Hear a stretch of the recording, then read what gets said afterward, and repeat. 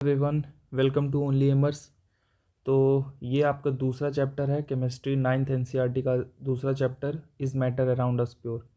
पहला वाला जो चैप्टर था हमारा मैटर, तो उसको हमने कवर कर लिया है। उसके पीवाईक्यूज़ भी लगाए थे हमने। और पहले वाले चैप्टर में हमने क्या पढ़ा था कि मैटर है क्या, है ना। मैटर के फिज़िकल एस्पेक्ट को हमने देखा था कि मैटर बहुत सारे छोटे छोटे पार्टिकल से बना हुआ है और कैसे उन पार्टिकल्स के बीच में कुछ कुछ उनका जो फिजिकल कैरेक्टरिस्टिक है कि मैटर के पार्टिकल्स के बीच में स्पेस होता है, तो इंटरेक्टिव फोर्स होता है, वो मूव करते रहते हैं। इस वाले चैप्टर में हम क्या देखने वाले हैं कि जो मैटर है हमारा, वो कैसे इंटरेक्ट करता है एक मैटर दूसरे मैटर के साथ, है ना। कि मैटर, दो मैटर मिक्स हो जाते हैं, दो मैटर मिक्स होते तो किस रेशियो में मिक्स होते हैं, उसको कुछ स्पेसिफिक हम नोमेनक्लेचर के साथ कहते हैं। तो वही देखने वाला है। जैसे कि इस चैप्टर का नाम ही है is matter around us pure, है ना। कि वो कोई भी मैटर क्रिएट हो रहा है इंटरेक्ट होकर, बहुत सारे मैटर को मिलाकर मिक्सअप करके सब्सटेंस क्रिएट हो रहे हैं, तो वो प्योर है, इम्प्योर है, मिक्सचर है, सॉल्यूशन, सस्पेंशन, कोलाइडल सॉल्यूशन, ये सब इस चैप्टर में कवर करेंगे। एक बार देख लेते हैं कि सबसे इम्पॉर्टेंट जो हमारा मेन टॉपिक है इस चैप्टर में क्या क्या है। सबसे पहले देखो, सबसे पहले तो आपको पढ़ना पड़ेगा कि प्योर सबस्टांस, ठीक है। प्योर सबस्टांस को हम देखेंगे, प्योर सबस्टांस और मिक्सचर्स क्या होते हैं। प्योर सबस्टांस और मिक्सचर्स क्या है, इन दोनों में डिफरेंस क्या है, वो देख लेंगे हम एक बार। उसके बाद हम जाएंगे कि अगर मिक्सचर्स के बारे में जब हम पढ़ेंगे तो मिक्सचर्स कहीं ना कहीं, यहाँ पे आप देख सकते हो कि मिक्सचर्स कहीं ना कहीं क्लासिफाइड है होमो एंड हेट्रोजीनियस मिक्सचर में। तो ये देखेंगे प्योर सबस्टांस। देखो, प्योर सबस्टांस क्लासिफाइड है एलिमेंट्स और कंपाउंड्स में। एलिमेंट्स और कंपाउंड्स के बारे में भी हम एक बार थोड़ा सा शॉर्टली देख लेंगे, लेकिन इसके बारे में हम अगर अच्छे डिटेल में, जो हमारा नेक्स्ट चैप्टर आएगा एटम्स एंड मॉलिक्यूल्स, उसमें हम अच्छे से देखेंगे कि एलिमेंट्स एंड कंपाउंड्स क्या है। इसमें थोड़ा थोड़ा ओवरव्यू ले लेंगे। और उसके बाद इस चैप्टर में इम्पॉर्टेंट, जो सबसे इम्पॉर्टेंट है वो है आपका कि जो सेपरेशन टेक्निक क्या है ना। सेपरेशन टेक्निक्स कि दो, कोई हमारा मिक्सचर है सपोज होमोजीनियस या हेट्रोजीनियस, तो हम उस मिक्सचर को उसके उसमें जो दो तीन टाइप के सबस्टांस मिक्स हैं तो उसको हम सेपरेट कैसे करते हैं, है ना। Chromatography, centrifugation, crystallization, distillation, fractional distillation, इनको हम पढ़ेंगे। तो उसके बाद हमारा एक टॉपिक इसमें है कंसंट्रेशन ऑफ सॉल्यूशन, ठीक है। कंसंट्रेशन ऑफ सॉल्यूशन, इसको भी देख लेंगे। फिर उसके बाद और क्या बचा इसमें, और इस चैप्टर में हम देखेंगे उसके बाद कि एक, जब हम पढ़ेंगे मिक्सचर के बारे में तो एक एलॉयज़ है हमारा, है ना। तो एलॉयज़ को क्यों हम होमोजीनियस मिक्सचर कहते हैं, इस पे भी थोड़ा चर्चा करेंगे। और एक इम्पॉर्टेंट जो सेपरेशन टेक्निक में हमारा डिस्टिलेशन है ना, डिस्टिलेशन एंड फ्रैक्शनल डिस्टिलेशन, ये इसमें कंफ्यूजन होता है बहुत सारा, तो इसको हम देखेंगे एक बार। और फ्रैक्शनल डिस्टिलेशन का ही यूज़ करते हैं हम एयर का सेपरेट करने में, है ना। एयर जैसे कि पता है कि it is a mixture of gases, hydrogen, helium, nitrogen, oxygen. तो इसको हम कैसे सेपरेट करते हैं फ्रैक्शनल डिस्टिलेशन में, तो उसके मैकेनिज़्म को भी देखेंगे। तो यही सब है। और बाकी एक आध कुछ न्यू कॉन्सेप्ट भी मिलेंगे आपको जब हम पीवाईक्यू सॉल्व करेंगे इस चैप्टर को कंप्लीट करने के बाद, तो उस टाइम उसको वहाँ पे डील कर लेंगे, ठीक है। चलो स्टार्ट करते हैं। सबसे पहले देखते हैं प्योर सबस्टांस। प्योर सबस्टांस क्या है, आप देख सकते हो यहाँ पे लिखा हुआ भी है कि pure substance consist of a single type of particles. तो सबसे पहला कैरेक्टरिस्टिक तो इसका है कि ये सिंगल टाइप, है ना, same kind, only one kind of particles, है ना। वो एटम्स हो या मॉलिक्यूल्स हो उससे बना हुआ रहता है ना। अगर एटम से, सिर्फ एक सिंगल टाइप का एटम से अगर बना हुआ रह गया तो वो क्या हो जाएगा, वो हमारा एलिमेंट हो जाएगा। और अगर मोर देन एटम्स ग्रुप करके बन के फॉर्म हो गए, है ना, molecules, group of atoms is called molecules, और मॉलिक्यूल्स हो गए तो फिर, या फिर डिफरेंट एलिमेंट्स का कॉम्बिनेशन हो गया तो कंपाउंड्स हो जाएंगे, ठीक है, तो ये प्योर सब्सटेंस का कैरेक्टरिस्टिक है। और क्या होता है कि प्योर सब्सटेंस में हमारा यूनिफॉर्म प्रॉपर्टीज़ देखने को मिलती है। और यूनिफॉर्म प्रॉपर्टीज़ कहने का मतलब है कि ये डिपेंड नहीं करेगा ना कि आप किस सोर्स से इस सब्सटेंस को उठा रहे हो या पिक कर रहे हो। आप कहीं से पिक करो, सपोज वाटर है ना, वाटर आप पानी आप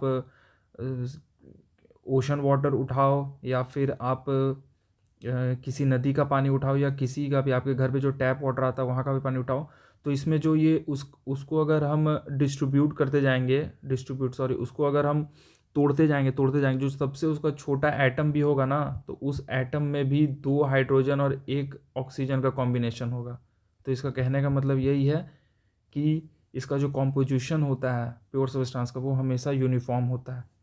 और एक चीज़ है कि सिंपल प्रोसेस है, कांट बी सेपरेटेड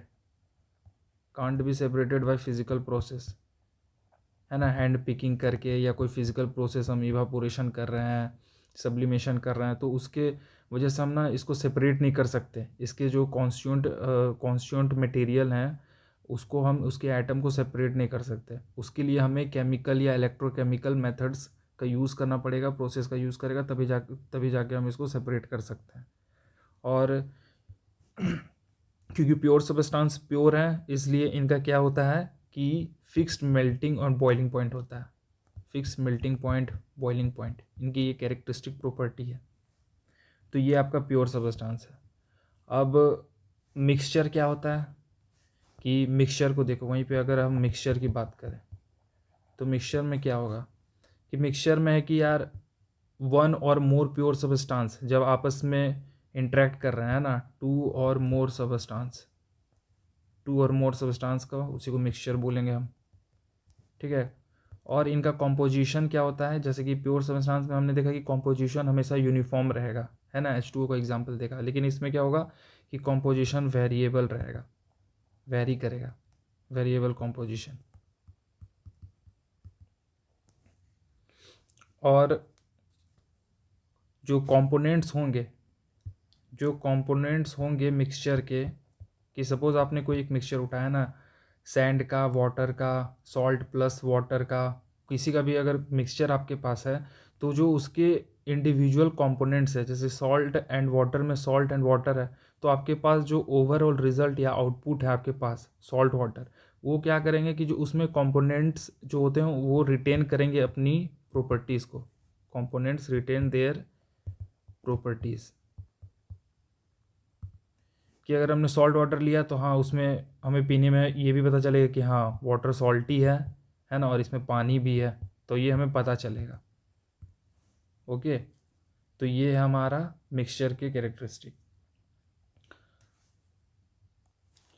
और अगर एक लाइन में या शॉर्ट में अगर आपको प्योर सब्सटेंस और मिक्सचर के बीच में डिफरेंस बताने को बोला जाए, तो सबसे पहले आप ये बोल सकते हो कि प्योर सब्सटेंस में क्या होता है कि प्योर सब्सटेंस में जो कॉन्स्टिट्यूएंट्स होते हैं वो केमिकली बॉन्डेड होते हैं, और वहीं पे मिक्सचर में क्या होता है कि वो फिज़िकली ब्लेंडेड होते हैं, है ना, मिले हुए रहते हैं। ऐसा नहीं है कि वो बॉन्डेड है कि उसको अलग नहीं कर सकते हम फिज़िकल मेथड से। तो यही आपका सिंपल में प्योर सब्सटेंस और मिक्सचर है, ठीक है। अब देखो एक बार आप नोट से यहाँ से गो थ्रू कर सकते हो, ये एनसीईआरटी का ही क्रक्स है, एनसीईआरटी का ही नोट से ये कि ये रहा कि मैटर को हमने क्या किया, सॉलिड, लिक्विड और गैस है, उसको 2 भागों में बांट दिया गया है। एक प्योर सब्सटेंस हो सकता है और एक मिक्सचर हो सकता है ना, नो फिक्स्ड कॉम्पोजिशन, ये हमारा मिक्सचर है। एलिमेंट्स, अब प्योर सब्सटेंस फर्दर डिवाइड हो गए हैं एलिमेंट्स एंड कंपाउंड में। एलिमेंट्स क्या है कि it is a basic form of matter that can not be broken down into simple substances by chemical reaction. मतलब देखो एलिमेंट्स ऐसे हैं कि उसको केमिकल रिएक्शन से, फिजिकल रिएक्शन तो दूर की बात है, केमिकल रिएक्शन से या केमिकल मेथड से भी हम एलिमेंट्स को नहीं तोड़ सकते हैं, है ना। अगर कोई एलिमेंट है, हाइड्रोजन है ना, या फिर हीलियम या कोई भी है, मैग्नीशियम अगर एलिमेंट है, तो मैग्नीशियम के जो एटम है, मैग्नीशियम एटम Mg के जो एटम है वो मैग्नीशियम एटम, अब इससे सिंपल या इससे छोटा इससे नहीं हो सकता, है ना, कि इससे अब कुछ नया नहीं बन सकता। मैग्नीशियम एटम हमेशा मैग्नीशियम ही रहेगा, तो है ना, it is a basic form of matter और सिंपलर सब्सटेंस, तो ये एलिमेंट है। Example copper, oxygen, iron, hydrogen, mercury, है ना। और वहीं पे कंपाउंड्स देखो, जब दो से अधिक एलिमेंट्स मिल जाते हैं, है ना, या दो से डिफरेंट डिफरेंट एलिमेंट्स कंबाइन हो गए फिक्स्ड रेशियो में, तो वो कंपाउंड्स हो जाता है fixed composition and can be broken down into elements by chemical और इलेक्ट्रोकेमिकल रिएक्शन। वाटर में क्या है कि H2O है, ठीक है। अब H2O को हम क्या कर सकते हैं कि इलेक्ट्रोकेमिकल मेथड, जब हम केमिकल रिएक्शन वाला चैप्टर पढ़ेंगे तब हम वहाँ पे देखेंगे कि हम उसको H और O में अलग कर देंगे, ठीक है। तो ये कंपाउंड्स का कैरेक्टरिस्टिक है। और वहीं पे शुगर वाटर है ना, या फिर कोई सॉल्ट है। अब जैसे सॉल्ट ही है कि मान के चलो कि आपके पास किसी का सॉल्ट बना हुआ, जैसे कॉपर सल्फेट है, CuSO4 है ना। तो हम केमिकल रिएक्शन से Cu प्लस और SO4 2 माइनस, है ना, Cu2 प्लस और SO4 2 माइनस को हम अलग कर सकते हैं। तो ये कंपाउंड्स हैं। तो और इसमें देखो एलिमेंट्स के बारे में ये हो गया। और कुछ अगर बेसिक फैक्चुअल चीज़ें हैं तो देखो यहाँ पे कि Robert Boyle was the first scientist to use the term element, है ना। फिर उसके बाद क्या है कि Antoine Laurent Lavoisier, a French chemist, was the first to establish an experimentally useful definition of an element. ठीक है, ये डायरेक्ट फैक्चुअल क्वेश्चन ऐसे मतलब स्टेटमेंट के टाइप में पूछा जा सकता है, खास करके एनडीए टाइप के एग्जाम में आपको ऐसे क्वेश्चन देखने को मिलेंगे। अब देखो, अब एलिमेंट्स को भी फर्दर क्लासिफिकेशन हो गया है, metals, non metals and metalloids, ये सब चीज़ें पीरियोडिक क्लासिफिकेशन ऑफ मैटर में, या फिर अलग से ही 10th केमिस्ट्री में जो आपका चैप्टर है मेटल्स नॉन मेटल, वहाँ पे और अच्छे से डिस्कस होगा। तो सिंपल में देख लो, मेटल्स क्या है, लस्ट्रस हैं, है ना, उनका अपीयरेंस क्या होता है, डिफरेंट डिफरेंट कलर्स की वेराइटी में मिलते हैं। They are the good conductor of heat and electricity. Malleable होते हैं, मेलिएबल मतलब क्या होता है कि उनको पीट पीट कर थिन शीट्स के फॉर्म में किया जा सकता है। सोनोरस, सोनोरस क्या होता है, मतलब साउंड। अगर उसमें हम किसी चीज़ से अगर इम्पैक्ट पड़ता है, वो किसी चीज़ से टकराते हैं या किसी चीज़ से कोलाइड करते हैं, तो उनमें एक साउंड क्रिएट होता है। ये मेटल्स की प्रॉपर्टी है। वहीं पे नॉन मेटल्स क्या है कि variety of colours, poor conductor of heat and electricity, not lustrous, sonorous और मेलिएबल, है ना। मेटल्स के एग्जांपल आपके गोल्ड हो गए, सिल्वर, कॉपर, आयरन, सोडियम। और इधर नॉन मेटल के आपके हो गए हाइड्रोजन, ऑक्सीजन, है ना। और वहीं पे एक होता है मेटलॉइड्स आपका, ठीक है। मेटलॉइड्स किसको बोलते हैं कि जो इंटरमीडिएट प्रॉपर्टीज़, थोड़े थोड़े मेटल्स के भी कैरेक्टरिस्टिक दिखाएंगे और नॉन मेटल्स के भी दिखाएंगे, है ना। तो नॉन मेटल, और ये सब PYQ भी आ चुका है। इसको नोट्स में यहाँ पे लिखने का या मेंशन करने का बस यही पर्पज़ है कि जब आप इस PDF को पढ़ोगे तो कम से कम आपको ये पता चले कि आपका NCERT का वो क्रक्स भी पता चल रहा है, और कुछ कुछ एक आध न्यू न्यू जो चीज़ मिलेगी वो कहीं ना कहीं PYQs में आया हुआ है, तभी लिखा हुआ है, ठीक है। जैसे जर्मेनियम के बारे में एक बार पूछा जा चुका है। इवन अभी हाल फिलहाल के CDS 2025 में ही पूछा गया था ये, which one of the following is not a metal, तो या नॉट अ कंपाउंड, और उसमें एग्जांपल में था जर्मेनियम, ठीक है। तो सिलिकॉन, बोरोन और जर्मेनियम, ये सब क्या आपके मेटलॉइड्स हैं, ठीक है। चलो अब देखो आगे पढ़ते हैं। अब हम ना मिक्सचर के बारे में देखते हैं ना, इस चैप्टर में मिक्सचर के बारे में एक अच्छे से, होमोजीनियस और हेट्रोजीनियस मिक्सचर क्या होता है उसको देखते हैं। होमोजीनियस, ये होमोजीनियस और इधर हेट्रोजीनियस, ये दोनों में क्या डिफरेंस है ये देखते हैं। होमोजीनियस मिक्सचर क्या है आपका कि same composition and appearance, same composition. Same composition का कहने का मतलब है ना कि जो भी आप होमोजीनियस मिक्सचर ले रहे हो उसके जो भी मतलब वो अगर मिक्सचर दो सबस्टांस या तीन सबस्टांस या जितने भी सबस्टांस से के कॉम्बिनेशन से बना है वो हमारा मिक्सचर, उसमें ना आप डिस्टिंग्विश नहीं कर सकते, है ना, कि वन सबस्टांस दूसरे सबस्टांस से, वो आपको देख के या नेकेड आई से नहीं पता चलेगा कि क्या कहते हैं कि वो अलग अलग हैं, या फिर आपको देखने में लगेगा कि वो एक ही मटेरियल या यूनिफॉर्मली डिस्ट्रीब्यूटेड है ना, यूनिफॉर्मली और इवनली डिस्ट्रीब्यूटेड है, यूनिफॉर्मली डिस्ट्रीब्यूशन है।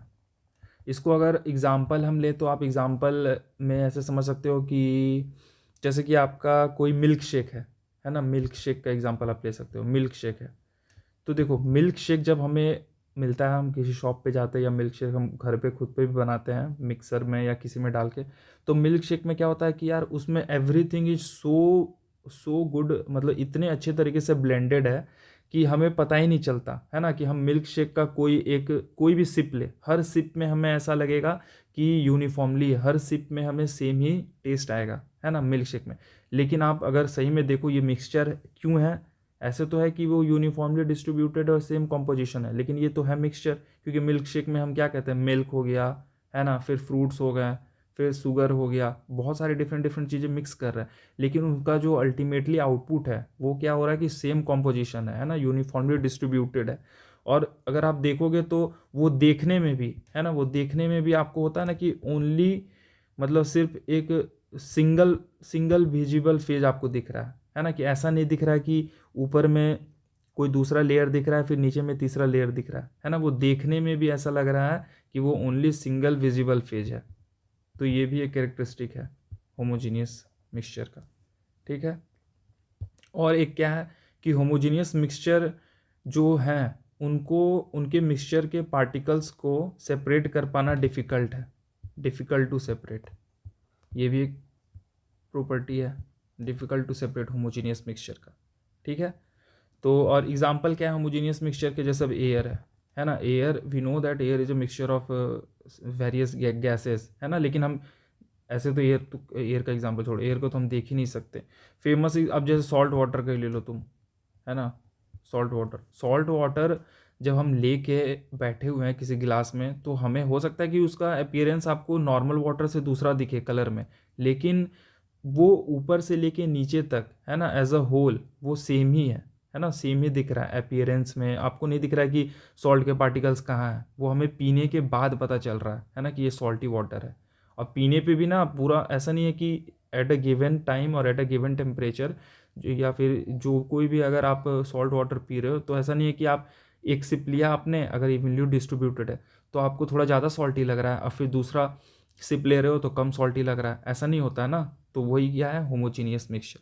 वहीं पे हेट्रोजीनियस मिक्सचर में क्या है कि वो इवनली मिक्स्ड नहीं है, नॉट इवनली मिक्स्ड, है ना, वो इवनली मिक्स्ड नहीं है, और काफ़ी हद तक जो है ना उसके कंपोनेंट्स आपको दिखेंगे, नेकेड आई से कंपोनेंट्स आपको दिख सकते हैं, कंपोनेंट्स कैन बी सीन।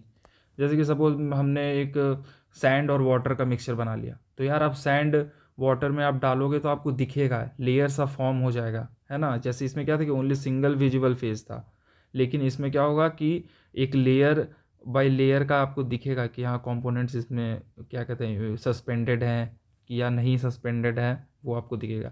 इसको अगर आप समझना चाहते हो तो जैसे अभी मैंने सॉल्ट वाटर का लिया, कि आप सॉल्ट वाटर का सिप लो तो आपको हर एक सिप सेम ही फील होगा। तो इसका आप एग्जांपल ले सकते हो कि जैसे हमारे घर में बिरयानी बनती है ना, हमारे घर में बिरयानी बन रही है, तो बिरयानी में तो यार बहुत कुछ मिक्सअप होता है ना, उसमें बहुत सारे मतलब स्पाइसेस हैं, है ना, राइस है, फिर बहुत सारे मतलब सॉल्ट भी है, फिर उसके बाद उसमें और भी बहुत सारे क्या कहते हैं वेजीज वगैरह हैं, वेजिटेबल्स फ्रूट्स वगैरह, जो कुछ भी से भी आप बिरयानी बनाना चाहते हो, है ना, तो बिरयानी है। तो बिरयानी को भले आप बिरयानी बना के मिक्सअप कर लिया आपने, है ना, वो भी एक मिक्सचर ही है, लेकिन अगर आप सपोज चम्मच से आप खा रहे हो बिरयानी या हाथों से खा रहे हो, जैसे भी खा रहे हो, तो आपका ना हर एक बाइट डिफरेंट हो सकता है ना, हर एक बाइट डिफरेंट टेस्ट कर सकता है, नॉट टेस्ट टेस्ट हो, हाँ हो सकता है, क्यों, क्योंकि हो सकता है कि जो पहला बाइट आपने लिया स्पून से उसमें इलायची आ गई, है ना, दूसरा स्पून जो लिया तो उसमें इलायची नहीं आया, उसमें कुछ और आ गया, पेपर आ गया, ब्लैक पेपर आ गया या कुछ और आ गया। तो आप समझ रहे हो मैं कहना क्या चाह रहा हूँ, कि ये एकदम देसी लैंग्वेज में आप समझ सकते हो ये सॉल्ट वाटर और बिरयानी का एग्जाम्पल लेके कि होमोजीनियस मिक्सचर और हेट्रोजीनियस मिक्सचर में डिफरेंसेस क्या है। और एक ये था कि इसमें डिफ़िकल्ट टू सेपरेट है होमोजीनियस मिक्सचर में, लेकिन हेट्रोजीनियस मिक्सचर में क्या है कि इजी टू सेपरेट, इसमें आप सेपरेट कर सकते हो, है ना। आपके पास सैलेड रखा हुआ है, अब सैलेड में आप वो भी एक मिक्सचर है, लेकिन आप उसको सेपरेट कर सकते हो कि आपको सैलेड में अनियन निकालना है तो अनियन निकाल लो, है ना, कुछ और अगर कैरेट रखा हुआ है, कुकुम्बर रखा हुआ है तो आप निकाल सकते हो, तो ये ईजी है ना, होमोजीनियस और हेट्रोजीनियस में। चलो ठीक है, इतना टाइम देना होमोजीनियस और हेट्रोजीनियस का आई थिंक कि इनफ है आपको समझने के लिए। अच्छा, एक कन्फ्यूज़न हो रहा होगा, पता नहीं आपके दिमाग में आ रहा है और नहीं भी आ रहा है, तो मैं लेके आ जाता हूँ कि जो हमारा मिल्क है, आप बताओ जो हमारा मिल्क है वो क्या है, जो हम मिल्क पीते हैं ना वो क्या है, होमोजीनियस है या फिर हेट्रोजीनियस है, क्या है। तो देखो मिल्क क्या है कि ऐसे दिखने में वो हमें लग रहा है कि यार यूनिफॉर्म है ना, उस वो तो सही में सेम ही लग रहा है, अपीयर्स यूनिफॉर्म। ये एक अच्छा एग्जांपल मुझे याद भी आ गया, सही में इसको डिस्कस कर लेते थोड़ा। अपीयर्स यूनिफॉर्म, है ना, कि और मतलब नेकेड आई से हम देख रहे हैं तो यार हमें तो सही में लग रहा है कि ये तो यूनिफॉर्म है तो होमोजीनियस मिक्सचर होना चाहिए, लेकिन आप माइक्रोस्कोपिक लेवल पे, है ना, माइक्रोस्कोप पे अगर देखोगे, माइक्रोस्कोप का यूज़ करके, तो आपको पता चलेगा ना कि जो उसके पार्टिकल्स है ना डिस्टिंक्ट हैं, पार्टिकल्स आर डिस्टिंक्ट। क्योंकि हमें अच्छे से पता है, साइंस हमने इतना पढ़ लिया है, मिल्क में क्या होता है, फैट है ना, फैट, उसके बाद फिर उसके बाद से अगर मान के चलो क्या है यार, लैक्टोज, है ना, ये सब लैक्टोज हैं, तो फिर उसके बाद से बहुत सारे कुछ कुछ विटामिन मिनरल्स वगैरह हैं। तो ये बहुत सारे डिफरेंट कॉम्बिनेशन का मिक्सचर है मिल्क, है ना। लेकिन तो ये हमें कब पता चल रहा है, नेकेड आई से नहीं पता चल रहा है, लेकिन अगर हम माइक्रोस्कोप में देखेंगे तो पार्टिकल्स आर डिस्टिंक्ट, है ना। तो इसलिए मिल्क हमारा ओरिजिनली क्या है, हेट्रोजीनियस होता है। तो आप ये याद रखना कि मिल्क हमारा हेट्रोजीनियस होता है। और अगर हम आगे जाके अभी देखेंगे कि ये क्या है, एक कोलाइडल सॉल्यूशन है, कोलाइडल सॉल्यूशन है, और वो भी कोलाइडल सॉल्यूशन में किसका पार्ट है, ये एक टाइप ऑफ इमल्शन है। ये अभी आगे जाके डिस्कस करेंगे हम कि क्या क्या होता है। तो मिल्क का एग्जांपल याद रहेगा। अच्छा, और ये जैसे माइक्रोस्कोप में देख रहे हो पार्टिकल्स आर डिस्टिंक्ट, तो ये हेट्रोजीनियस मिक्सचर का ना कैरेक्टरिस्टिक है। वहीं अगर आप होमोजीनियस मिक्सचर को है, सपोज आपके दिमाग में अब आ रहा होगा कि हम होमोजीनियस मिक्सचर को भी माइक्रोस्कोप में देखेंगे, है ना, सॉल्ट वाटर जो हमने अभी एग्जांपल लिया था, तो पता है वो माइक्रोस्कोप में भी, आई गेस वो माइक्रोस्कोप में भी नहीं दिखता है, क्योंकि वो इतने अच्छे से ब्लेंडेड है, इतने अच्छे से मिक्सअप हैं कि आपको लगेगा, मतलब वो माइक्रोस्कोप में भी नहीं दिखेगा, वो वहाँ पे भी ना सेम कॉम्पोजिशन और सेम यूनिफॉर्मली इवेंटली डिस्ट्रीब्यूटेड दिखेगा, है ना। तो वो होमोजीनियस में ऐसा ही होता है, लेकिन हेट्रोजीनियस में हम माइक्रोस्कोपिक लेवल में ऐसा देखेंगे तो हमें पार्टिकल्स डिस्टिंक्ट नज़र आते हैं। चलो अब आते हैं हम सॉल्यूशन पे, कि सॉल्यूशन क्या होता है हमारा। सॉल्यूशन क्या है कि होमोजीनियस मिक्सचर है। सबसे पहले तो आपको याद रखना है कि सॉल्यूशन क्या है, homogeneous mixture of two or more substance, lemonade, soda water, जो सॉल्ट वाटर या जिसका अभी हम डिस्कस कर रहे थे पहले, तो वही सॉल्यूशन है। तो सॉल्यूशन में क्या है, होमोजीनियस। तो जैसे ही होमोजीनियस मिक्सचर है तो आपके दिमाग में आ जाना चाहिए कि होमोजीनियस मिक्सचर के जो जो कैरेक्टरिस्टिक होते हैं वो सॉल्यूशन पे भी अप्लाई करेंगे, ठीक है। Particles in a solution are evenly distributed, और solutions can be in any physical state, है ना। फॉर इंस्टांस सॉलिड और एलॉयज़, लिक्विड में सॉफ्ट ड्रिंक्स हो गए, गैसियस में एयर हो गए। तो ये क्या है कि सॉल्यूशन है। अब देखो इसमें एक कैच है कि जो सॉल्यूशन के जो पार्टिकल क्या कहते हैं, जो पार्टिकल्स होते हैं उनका साइज़ क्या होता है। The particles of a solution are smaller than 1 nanometre, that is 10⁻⁻⁹ metre, है ना। डायमीटर में जो उसके पार्टिकल्स है बहुत छोटे हैं, है ना, वो 1 नैनोमीटर से भी छोटे हैं, इसलिए तो हमें दिखते भी नहीं है। और माइक्रोस्कोपिक लेवल पे भी ऐसा प्रतीत होता है कि होमोजीनियस मिक्सचर में सब कुछ इवनली डिस्ट्रीब्यूटेड है।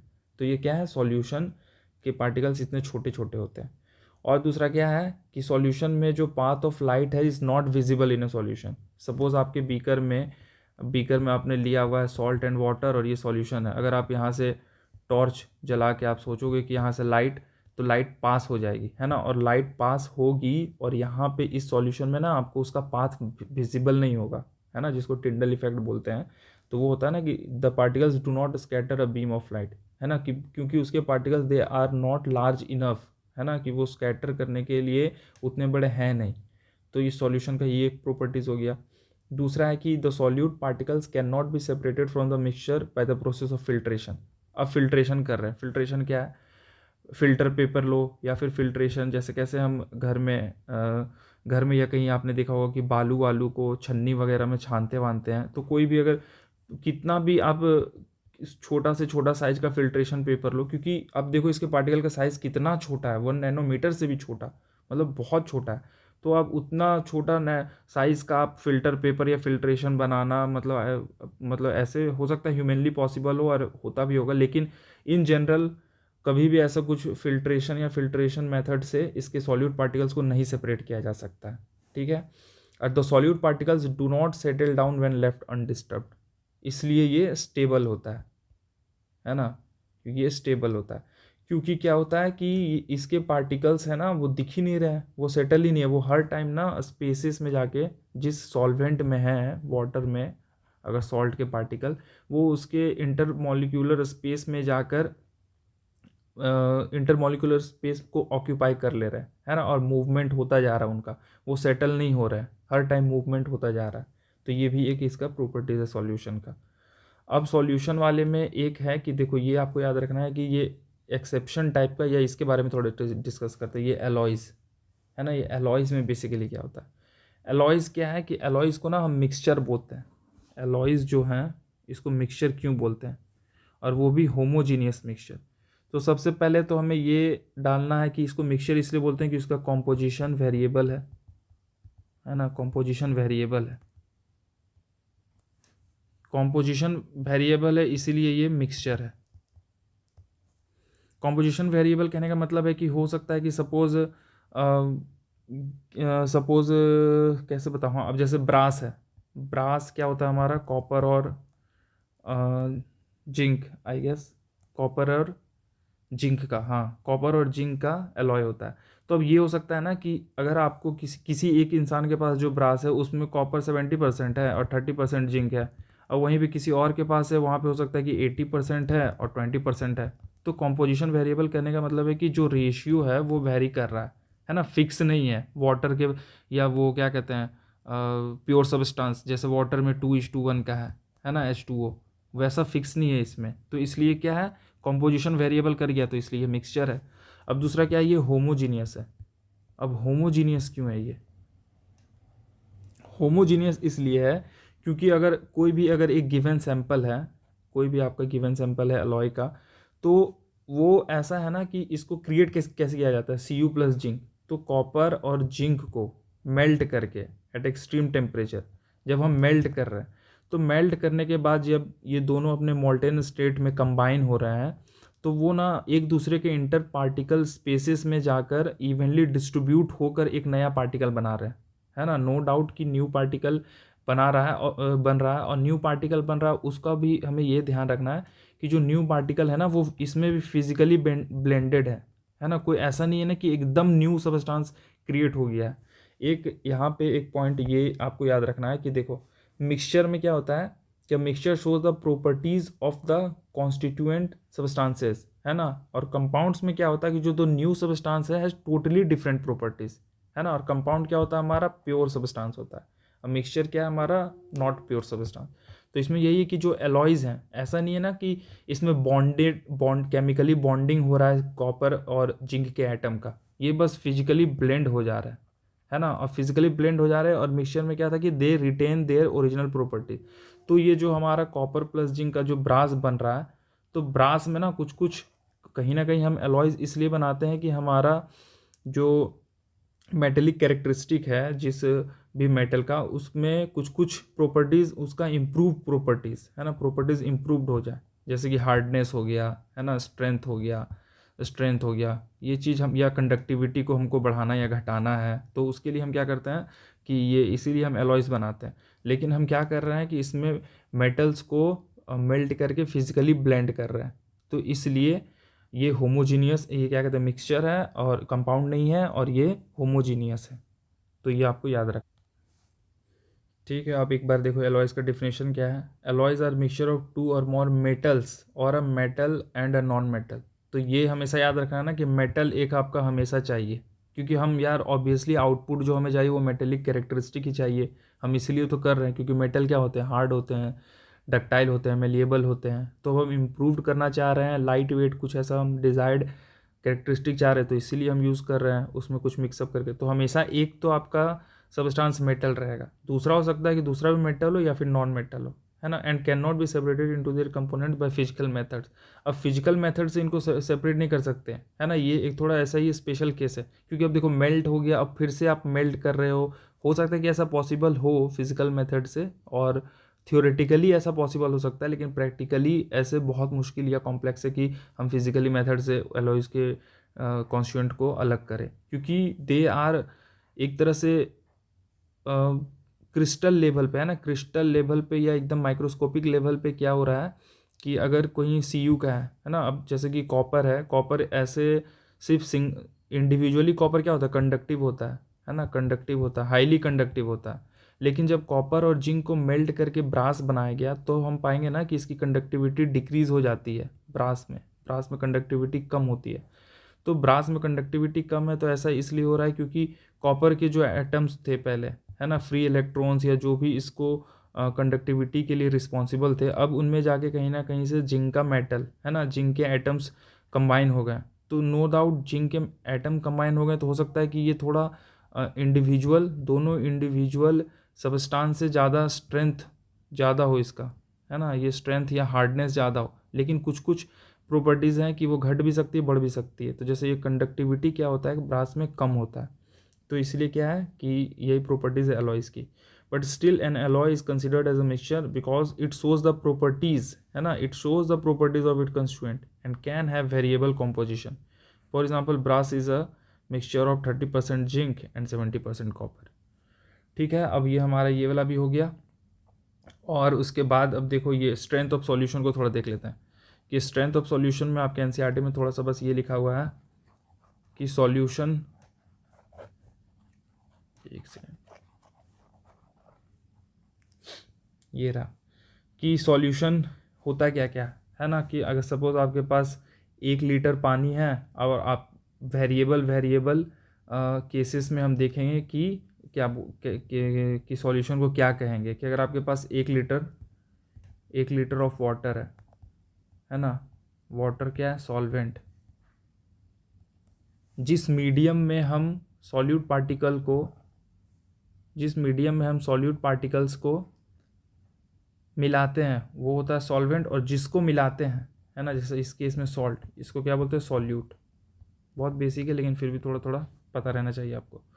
तो सॉल्यूट सॉल्वेंट, तो अगर हम मान के चलो कि 1 लीटर ऑफ वाटर में इसकी कैपेसिटी है maximum 100 gram of salt dissolve होने का, है ना। तो जब 100 ग्राम अगर सॉल्ट डिज़ोल्व हो गया, जब उससे ज़्यादा डिज़ोल्व नहीं हो सकता एट अ गिवन टेम्परेचर, तो वो जो सॉल्यूशन क्रिएट होगा ना उसको बोलेंगे सैचुरेटेड सॉल्यूशन। ठीक है, इसको बोलेंगे सैचुरेटेड सॉल्यूशन। अब 100 ग्राम से कम रहेगा, 90 ग्राम रहे तो वो क्या हो जाएगा, 90 ग्राम रहे तो अनसैचुरेटेड, ये हो जाएगा अनसैचुरेटेड सॉल्यूशन। ठीक है, और एक है कंसनट्रेटेड सॉल्यूशन। कंसनट्रेटेड सॉल्यूशन मतलब ये हो गया कि हाँ proportion of solute is larger, मतलब कि ऐसा नहीं है कि बहुत कम हमने मिला है ना, 50 ग्राम से समझ लो कि अधिक ही है ना, 50 ग्राम 60 ग्राम सॉल्ट है हमारे 1 लीटर पानी में, तो वो कॉन्सेंट्रेटेड हो गया।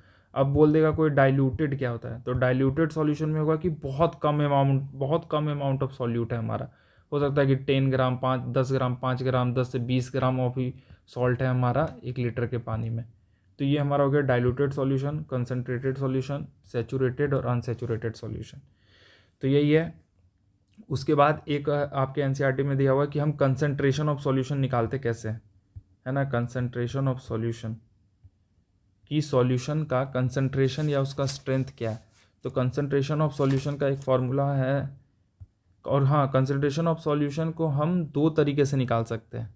ठीक है, कंसंट्रेशन ऑफ, एक तो है कि मास बाई मास में क्या होता है, इसका फार्मूला है कि मास ऑफ सॉल्यूट, कि आपने नमक कितना डाला ग्राम में, और आपके सॉल्यूशन का मास क्या है ना। और सॉल्यूशन क्या है, solution is solute plus solvent, ये याद रखना आपको, है ना, और इंटू 100 कर दो तो ये आपका आ जाएगा मास बाय मास परसेंटेज में। ये हो गया कंसंट्रेशन ऑफ सॉल्यूशन एक टाइप। दूसरा टाइप क्या है कि आएगा मास बाय वॉल्यूम। तो इसमें क्या है कि इसमें हम लेंगे मास ऑफ सॉल्यूट, इसमें भी हम मास ऑफ सॉल्यूट ही लेंगे, लेकिन इसमें हम मास ऑफ सॉल्यूशन को ना लेकर वॉल्यूम ऑफ सॉल्यूशन लेंगे। ठीक है, एनसीईआरटी में एक एग्जाम्पल या एक या 2 एग्जाम्पल भी होंगे, उसको आप देख लेना, ईजी है, उससे आपको समझ में आ जाएगा।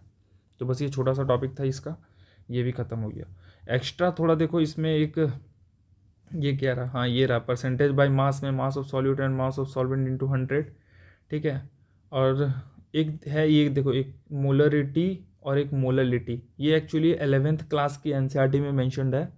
ये उसकी मुझे लग रहा है ऐसी नीड नहीं है, लेकिन बस थोड़ा सा आप जान लो कि क्योंकि ईजी है, और बस ऐसा ही डेफिनेशन देख लो कि the number of moles of solute dissolve in 1 litre of solution. सबसे पहले आपको अभी मोल्स में दिक्कत होगा क्योंकि अभी मोल्स में हमने पढ़ाया नहीं है, लेकिन ऐसे भी देखो नंबर ऑफ मोल्स को छोड़ो, आप एक तरह से अमाउंट ही समझो कि amount of solute dissolve in 1 litre of solution, इसको बोलते हैं मोलरिटी, है ना। और मोललिटी क्या होता है, लिटी moles of solute dissolve in 1 kg of solvent. यहाँ पे 1 लीटर ऑफ सॉल्यूशन है और यहाँ पे 1 kg ऑफ सॉल्यूशन या सॉल्वेंट है है ना। तो इसमें बस वही है, और एक ये molality is independent of temperature.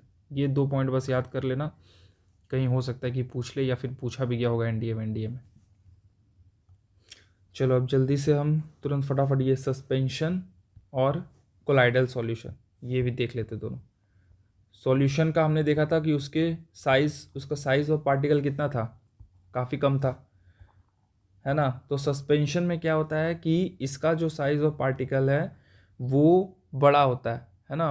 वो एक तरह से आप बोल सकते हो कि 1 नैनोमीटर से बड़ा होता है, 1 नैनोमीटर 1000 नैनोमीटर से बड़ा होता है। ये रहा यहाँ पे ये रहा डिफरेंसेस जो कंपैरिजन किया गया। इस सस्पेंशन में क्या होता है कि 1000 नैनोमीटर से इसके पार्टिकल्स बड़े होते हैं, है ना, ये बड़े होते हैं। और कोलाइडल का क्या होता है कि 1 से लेके 1000 नैनोमीटर के बीच में लाई करते हैं। ये पार्टिकल ऑफ साइज क्या है, इसको भी आपको ध्यान रखने की नीड है। तो ये आपका सस्पेंशन का। अब सस्पेंशन का क्या है कि इसके पार्टिकल्स देखो, इसके पार्टिकल्स तो बड़े हैं।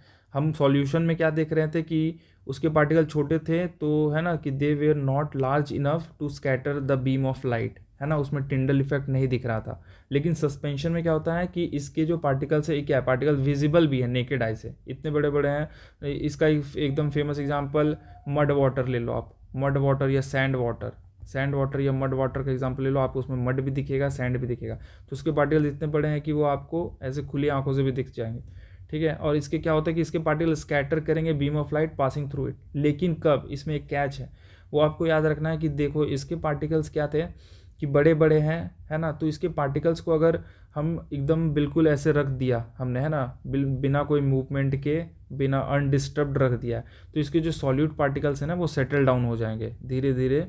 कुछ समय के बाद वो सेटल हो जाएंगे। तो जब सेटल हो जाएंगे, सपोज यहाँ पे पार्टिकल था और यहाँ तक पानी है, अब सेटल होके अगर यहीं तक है, तो इस स्पेस में, तो यहाँ पे तो अब ये वाटर इज क्रिस्टल क्लियर। तो यहाँ से जब आप लाइट पास करोगे ना, तो ये टिंडल इफेक्ट फिर शो नहीं करेगा, है ना। तो when the particle settle down the suspension breaks and it does not scatter light. तो ये आपको याद रखना है कि देखो the particles scatter beam of light passing through it. लेकिन जब इसके पार्टिकल सस्पेंडेड दिख रहे हैं चारों तरफ तब, लेकिन जब वो सेटल हो जाएंगे तब स्कैटरिंग नहीं करेंगे।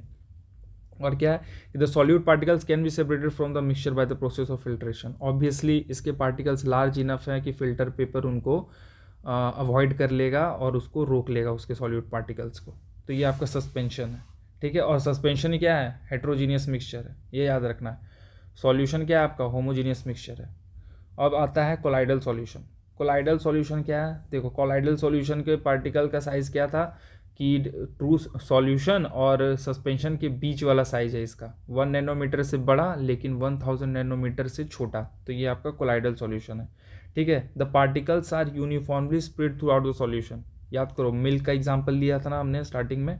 मिल्क क्या आपका एक कोलाइडल सॉल्यूशन है कि उसके पार्टिकल्स यूनिफॉर्मली स्प्रेड हैं, है ना। हमें मिल्क देखने में तो वैसा ही लगता है ना कि ये ऐसे हैं, लेकिन हमें क्या होता है, वो लगता क्या है कि इसके पार्टिकल्स तो यार होमोजीनियस होंगे, यूनिफॉर्मली स्प्रेड है तो होमोजीनियस होंगे। तो यहाँ लिखा भी है कि due to the relatively smaller size of particles as compare to that of suspension the mixture appears to be homogeneous but it is a heterogeneous mixture. ये आपको याद रखना कि ऐसा प्रतीत होते हैं कि होमोजीनियस मिक्सचर है, लेकिन वो असल में है क्या, हेट्रोजीनियस मिक्सचर, ठीक है। Size of particle is too small to be individually seen by naked eyes, too small to be seen but large enough to scatter a beam of light, है ना, and makes it path visible। और they do not settle down when left undisturbed। Same solution में भी ऐसा ही था, सिर्फ suspension में क्या था कि उसके पार्टिकल सेटल डाउन हो जाते हैं, लेकिन सॉल्यूशन और कोलाइडल सॉल्यूशन जो कोलाइड्स हैं उसमें वो नहीं सेटल डाउन होते हैं solute particle. They can not be separated from the mixture by the process of filtration. इसके भी उतने बड़े नहीं है कि फिल्टर पेपर या फिल्ट्रेशन का हेल्प करके हम इसके सॉल्यूट पार्टिकल्स को अलग कर सकते हैं, ठीक है।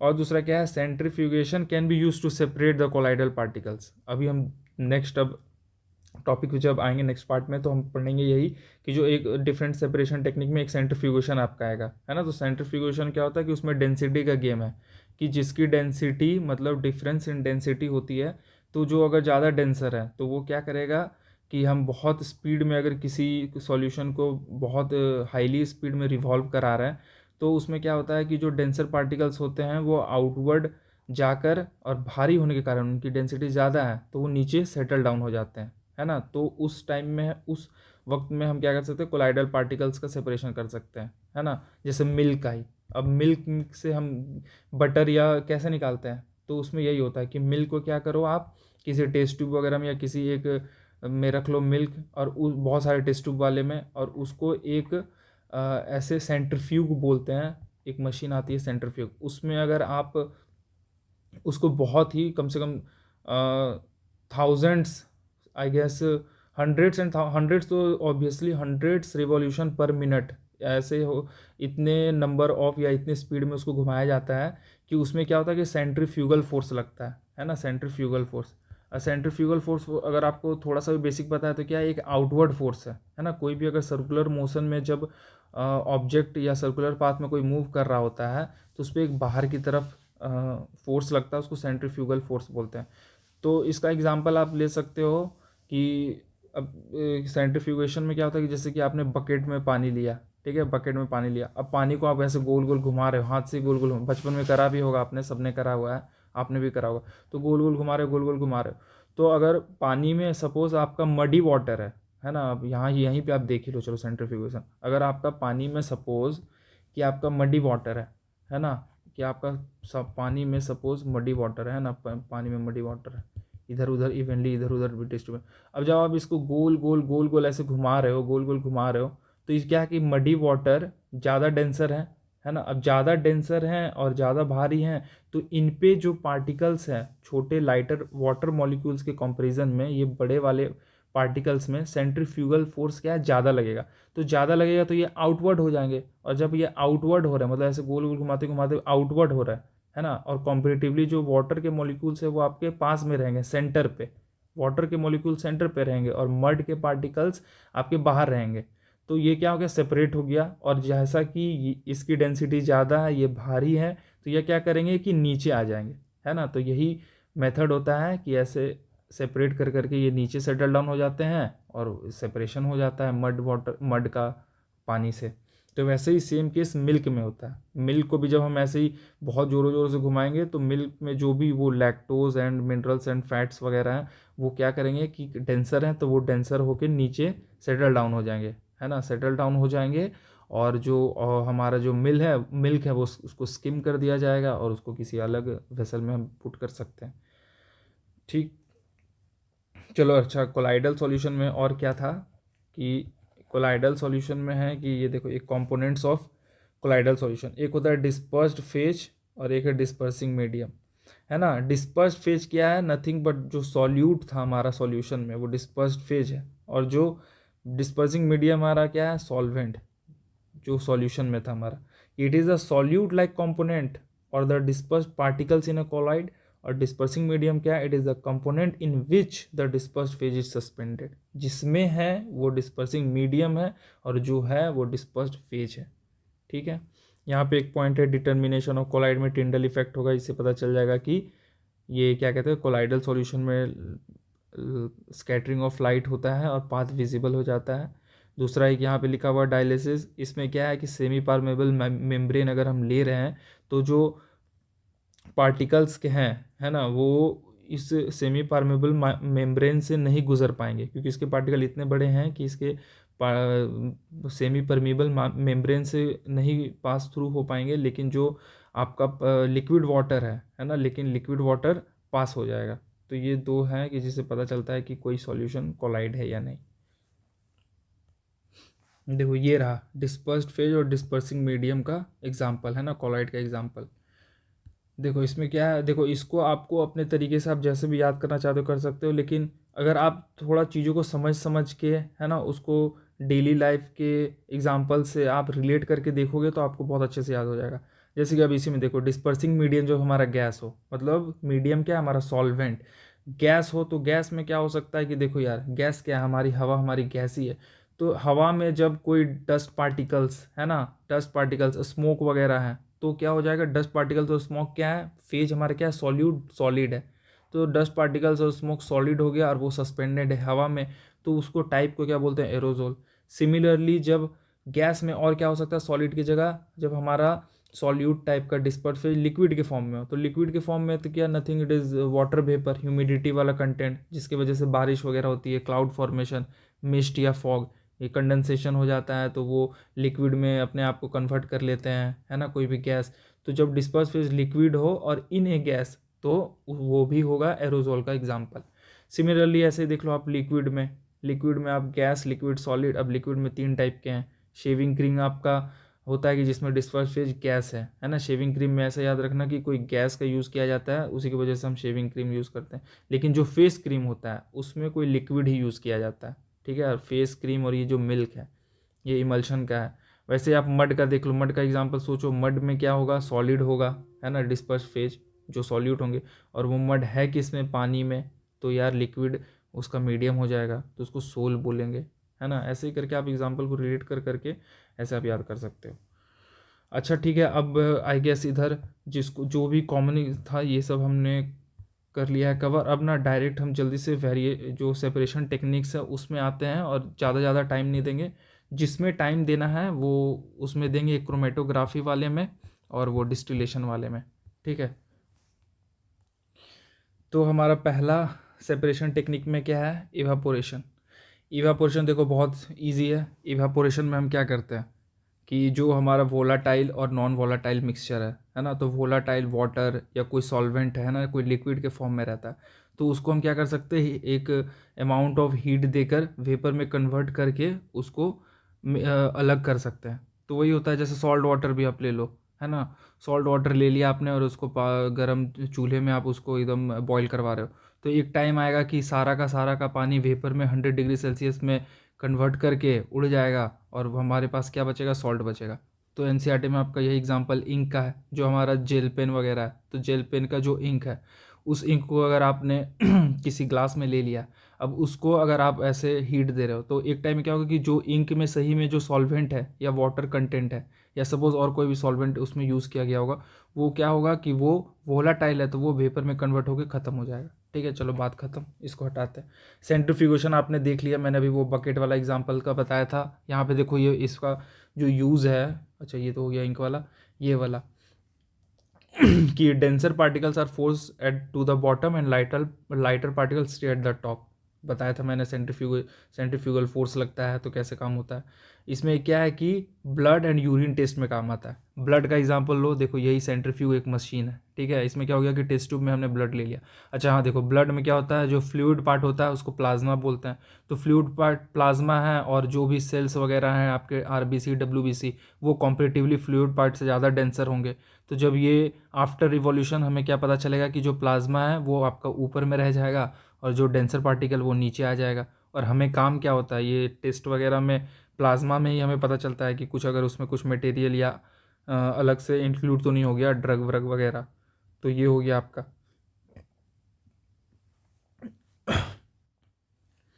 एक देखो यहाँ पे ये लिखा हुआ है डेयरीज वगैरह में हो गया, मिल्क का एग्जांपल दिया था ना, बटर फ्रॉम क्रीम। और ये जो हमारा वॉशिंग मशीन है, वॉशिंग मशीन में भी क्या होता है कि यही मैकेनिज्म काम होता है सेंट्रीफ्यूगेशन का। तीसरा देखो सेपरेटिंग फनल। सेपरेटिंग फनल क्या होता है, ये देखो ये आपका सेपरेटिंग फनल है। सेपरेटिंग फनल को हम कब यूज़ करते हैं कि जब कोई इमिसिबल लिक्विड्स हो। इमिसिबल लिक्विड्स होते हैं कि जो डू नॉट मिक्स, है ना, जो मिक्स नहीं हो सकते कंप्लीटली। अब एल्कोहल में वाटर जब मिलाते हो तो वो मिक्स हो जाते हैं, है ना, एल्कोहल और वाटर कंप्लीटली मिक्स हो जाते हैं।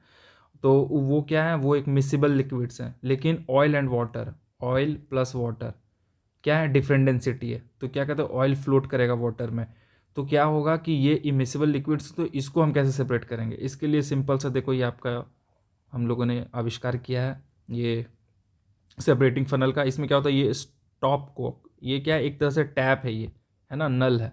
तो इसमें क्या होता है कि हमने सबसे पहले उस मिक्सचर को ले लिया, है ना, इसमें केरोसिन ऑयल और वाटर के लिया, तो kerosene oil being less denser ये फ्लोट कर जाएगा, है ना, और एक टाइम के बाद लेफ्ट अनडिस्टर्ब। और वाटर क्या होगा कि नीचे आ जाएगा, ज़्यादा डेंसर है। तो हम क्या करेंगे कि टैप को ओपन करके वाटर को किसी बर्तन में निकाल लेंगे, और हमारा ऊपर में केरोसिन ऑयल बच जाएगा इस बर्तन में। तो इससे ये हो गया, ठीक है। चलो आगे चलते हैं। तीसरा क्या है, देखो सब्लिमेशन। पहले वाले चैप्टर में हमने पढ़ा था सब्लिमेशन में कुछ कुछ सर्टेन ऑफ अमाउंट ऑफ ऐसे मैटर हैं कि जिनको हम उनका बॉइलिंग पॉइंट लो होता है। तो हमने पढ़ा था ना कि सॉलिड से लिक्विड होता है, गैस में कन्वर्ट होता है। तो ये सॉलिड क्या होता है कि इसका बॉइलिंग पॉइंट इतना कम है, या इसके इंटर मॉलिक्यूलर या इंटर पार्टिकल के बीच में अट्रैक्शन फोर्स कम है कि ये सॉलिड से लिक्विड में ना जाके डायरेक्ट गैस में कन्वर्ट हो जाते हैं। तो इसको सबलाइम पार्टिकल्स हम बोलते हैं। तो इसमें क्या क्या होता है कि सब्लिमेशन में क्या कि एग्जांपल क्या थे हमारे, कैम्फर, कपूर। इसमें देखो क्या, ये कैम्फर और सैंड ही रखा हुआ है। तो अगर हम इसको हीट देंगे तो कैम्फर क्या हो जाएगा कि लिक्विड में ना जाकर गैस बन जाएगा। और क्या होगा कि इस एपरेचस में क्या करा है हमने कि यहाँ पर एक कॉटन प्लग लगा दिया। तो ये जो कैम्फर का वेपर होगा वो कहीं ना कहीं जाके इस कॉटन प्लग में कन्वर्ट क्या कहते हैं, स्टिक हो जाएगा। और फिर जब ये हीट को हम हटा देंगे तो धीरे धीरे ये कूल होकर सॉलिड कैम्फर बन जाएगा हमारा। तो एक मिक्सचर ऑफ सैंड और कैम्फर में हमें ये मिल जाएगा। आपके एनसीईआरटी में एग्जांपल है कि क्या कौन कौन से ऐसे मटेरियल है जो इससे हम कन्वर्ट करते हैं। एक आपका NH4Cl है, एमोनियम क्लोराइड, ठीक है। फिर एक आयोडीन भी होता है, और उसके बाद फिर एक शायद बेंजोइक एसिड भी होता है क्या, यस बेंजोइक एसिड भी होता है, और नेप्थिलीन बॉल्स है, और ड्राई आइस है। ये सब का आपको पता ही है। तो ये सब्लिमेशन का, ये रहा नेप्थिलीन, कैम्फर, एमोनियम क्लोराइड, और इसमें ऐड कर लेना बेंजोइक एसिड और प्लस आयोडीन। तो ये हो गया सब्लिमेशन का। फिर देखो अब यहाँ ये इंपॉर्टेंट है, क्रोमेटोग्राफी। क्रोमेटोग्राफी में क्या होता है कि क्रोमेटोग्राफी में सपोज जैसे कि हाँ अभी हमने वो एग्जांपल लिया था ना, ये कहाँ गया, ये इंक वाला। तो ये जो आपका इंक है, अब देखो इंक जो है हमारा ब्लू ब्लैक इंक जो भी है, तो वो दिखने में ब्लू या ब्लैक इंक है ना, ब्लैक इंक। लेकिन वो ब्लैक इंक में ना बहुत different different type of dye और डिफरेंट डिफरेंट कलर का मिक्सचर है, तब जाके ना हमें ब्लैक वो मिला है। तो अब इस ब्लैक में बहुत सारे डिफरेंट डिफरेंट कलर है, तो उसको हमें सेपरेट करना है। तो इसमें सेपरेट कैसे होता है कि सपोज जो भी डिफरेंट डिफरेंट कलर है ना, तो डिफरेंट कलर डिफरेंट कंपोनेंट है, उनका डिफरेंट रेट है ना। डिफरेंट रेट से वो सॉल्यूबल होते हैं, है ना। उनकी सॉल्यूबिलिटी का स्ट्रेंथ या रेट क्या है किसी भी सॉल्वेंट में, वो डिफरेंट है ना। रेड का अलग है, ब्लू का अलग है, ब्लैक का अलग है। तो हम क्या करते हैं कि एक फ़िल्टर पेपर या कुछ ऐसा क्रोमेटोग्राफी पेपर लेते हैं, और क्रोमेटोग्राफी पेपर में सपोज हमने यहाँ पे इंक गिरा दिया, अपना पेन का इंक। अब उस पेन के इंक को हम ना, अभी पेन के इंक को नहीं, उससे पहले तक ही वाटर में, ये फिल्टर पेपर में हम इसको टच करवा रहे हैं एजेस में। तो अब कैपिलरिटी एक्शन होगा, है ना। कैपिलरिटी एक्शन कैपिलरिटी एक्शन में क्या होगा कि पानी इसके धीरे धीरे ऊपर जाएगा, है ना। कैपिलरिटी एक्शन से ये चाहेगा कि मैं ऊपर जाके ये आगे बढ़ूँ। तो ये जब फर्दर आगे बढ़ेगा तो जैसे ही इसमें पहुँचेगा, तो अब जब इसमें पहुँचेगा तो ये क्या है कि डिफरेंट डिफरेंट कलर है ना। तो जो सबसे ज़्यादा सॉल्यूबल होगा, है ना, बहुत मैंने बताया ना कि डिफरेंट रेट है, तो जो ज़्यादा सॉल्यूबल होगा, यहाँ पे ले देता हूँ कि जो ज़्यादा सॉल्यूबल होगा, सॉरी एक सेकंड आ गया, तो जो ज़्यादा सॉल्यूबल होगा, मोर सॉल्यूबल, वो ज़्यादा स्पीड में जाएगा, ठीक है। तो आपके एक सेकंड रुकना यार। तो जो ज़्यादा सॉल्यूबल होगा वो ऑब्वियसली ज़्यादा स्पीड से वो फास्टर और फार्दर, वो ज़्यादा डिस्टेंस ट्रैवल करेगा, है ना, क्योंकि वो ज़्यादा सॉल्यूबल है। और सॉल्यूबल क्यों, क्योंकि देखो पानी पहले यहीं तक था, लेकिन पानी भी धीरे धीरे कैपिलरिटी एक्शन से बढ़ रहा है।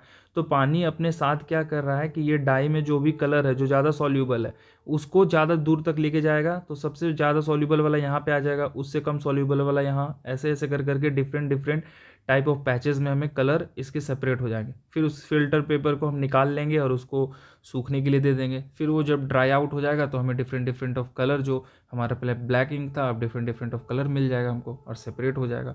तो ये हमारा क्रोमेटोग्राफी में होता है। और क्रोमेटोग्राफी में हमारा क्या होता है कि डिफरेंट डिफरेंट कलर को हम यूज़ सेपरेट करने के लिए करते हैं, है ना। जैसे कि क्लोरोफिल वगैरह, है ना, लीफ का जो पिगमेंट है तो उसको भी हम यूज़ करते हैं कि क्लोरोफिल में ग्रीन के अलावा और भी क्रो है ना। जब हम क्रोमोप्लास्ट ल्यूकोप्लास्ट पढ़ेंगे सेल वाले चैप्टर में, तब आपको पता चलेगा कि वेरियस ऑफ कलर्स कैसे प्लांट को मिलते हैं, ठीक है। ये रहा first use for separation of colour pigments from natural colours. जैसे कि आप फूड कलर हो गया, है ना, food colour manufacturing of food वाले इंडस्ट्री में यूज किया जा सकता है ना। फार्मास्यूटिकल्स में यूज़ किया जा सकता है कि किसी भी मेडिसिन की ऑथेंटिसिटी क्या है, कि उस मेडिसिन में सिर्फ कलर ही तो नहीं मिक्स कर दिया गया है, वो दिखने के लिए या कॉपी करने के लिए, उसमें हो सकता है। फॉरेंसिक साइंस में यूज़ कर सकते हैं ना, फॉरेंसिक साइंस में ऑब्वियसली वही ड्रग्स फ्रॉम ब्लड है ना, ब्लड में ड्रग्स कितने हैं वो उसको यूज़ किया जा सकता है। तो ये क्रोमेटोग्राफी इसी में इस टेक्निक से हम क्या करते हैं, सेपरेशन ऑफ दो solute that dissolve in the same solvent. तो ये वाला आपने समझ लिया। अब हम अगला वाला कौन सा है, अब आगे, हाँ ये जो दो इंपॉर्टेंट है ना, डिस्टिलेशन और एक फ्रैक्शनल डिस्टिलेशन। देखो डिस्टिलेशन क्या है, it is used for the separation of components of a mixture containing two miscible liquids. Miscible liquids क्या होते हैं, जो एक दूसरे में मिक्स हो जाते हैं अच्छे से, that boil without decomposition and have sufficient difference in their boiling point. तो डिस्टिलेशन में है कि जैसे कि अल्कोहल प्लस वाटर है, ठीक है, आपके एनसीईआरटी में एग्जांपल दिया हुआ है अल्कोहल प्लस वाटर का, नहीं एसीटोन प्लस वाटर का। अल्कोहल प्लस वाटर है या एसीटोन प्लस वाटर है, तो इनके ये ऑल्दो ये लोग मिसिबल है, ये दोनों मिसिबल है, एक दूसरे में मिक्स हो जाते हैं, लेकिन इन दोनों का अपना इंडिविजुअल बॉइलिंग पॉइंट भी तो होगा, है ना, इंडिविजुअल बॉइलिंग पॉइंट होगा। तो जब इंडिविजुअल बॉइलिंग पॉइंट है तो इनका डिफरेंट बॉइलिंग पॉइंट है। तो डिस्टिलेशन में हम क्या करते हैं कि जो lower boiling point of liquid है ना, अगर डिफरेंस दोनों का अलग अलग बॉइलिंग पॉइंट है, सपोज चलो एग्जांपल लेते हैं अल्कोहल प्लस वाटर का ही लेते हैं, तो अगर वाटर का बॉइलिंग पॉइंट हमें पता है 100 डिग्री सेल्सियस है, अल्कोहल का आई गेस कम ही होता है, मिथेनॉल का इसका शायद 78 डिग्री सेल्सियस या उससे कम होता है, या फिर चलो सपोज कम लेते हैं। तो इसमें अब डिफरेंसेस है, तो अब अगर हम इसको हीट कर रहे हैं तो ऑब्वियसली जब थर्मामीटर लगाकर हम इसको मेज़र करेंगे कि जब हमारा टेम्परेचर 78 डिग्री का हीट पे है, तो अल्कोहल क्या होगा, वो वेपराइज हो जाएगा। तो जब वेपराइज होकर ये क्या करेगा, वाटर तो वेपराइज नहीं हो रहा, अब अल्कोहल वेपराइज हो रहा है, वही हम कर रहे हैं, इवापोरेशन वाला ही टेक्निक है या सब्लिमेशन वाला टाइप का, कि इवापोरेट करके हम अल्कोहल को यहाँ से दूर निकाल रहे हैं। तो जब यहाँ से दूर निकाल रहे हैं तो जब ये उसके बाद इसको क्या कर रहे हैं कि एक अलग से एक इंस्ट्रूमेंट लिया गया है, एक अलग से एक एपरेचस लिया गया है जिसको हम कंडेंसर बोलते हैं।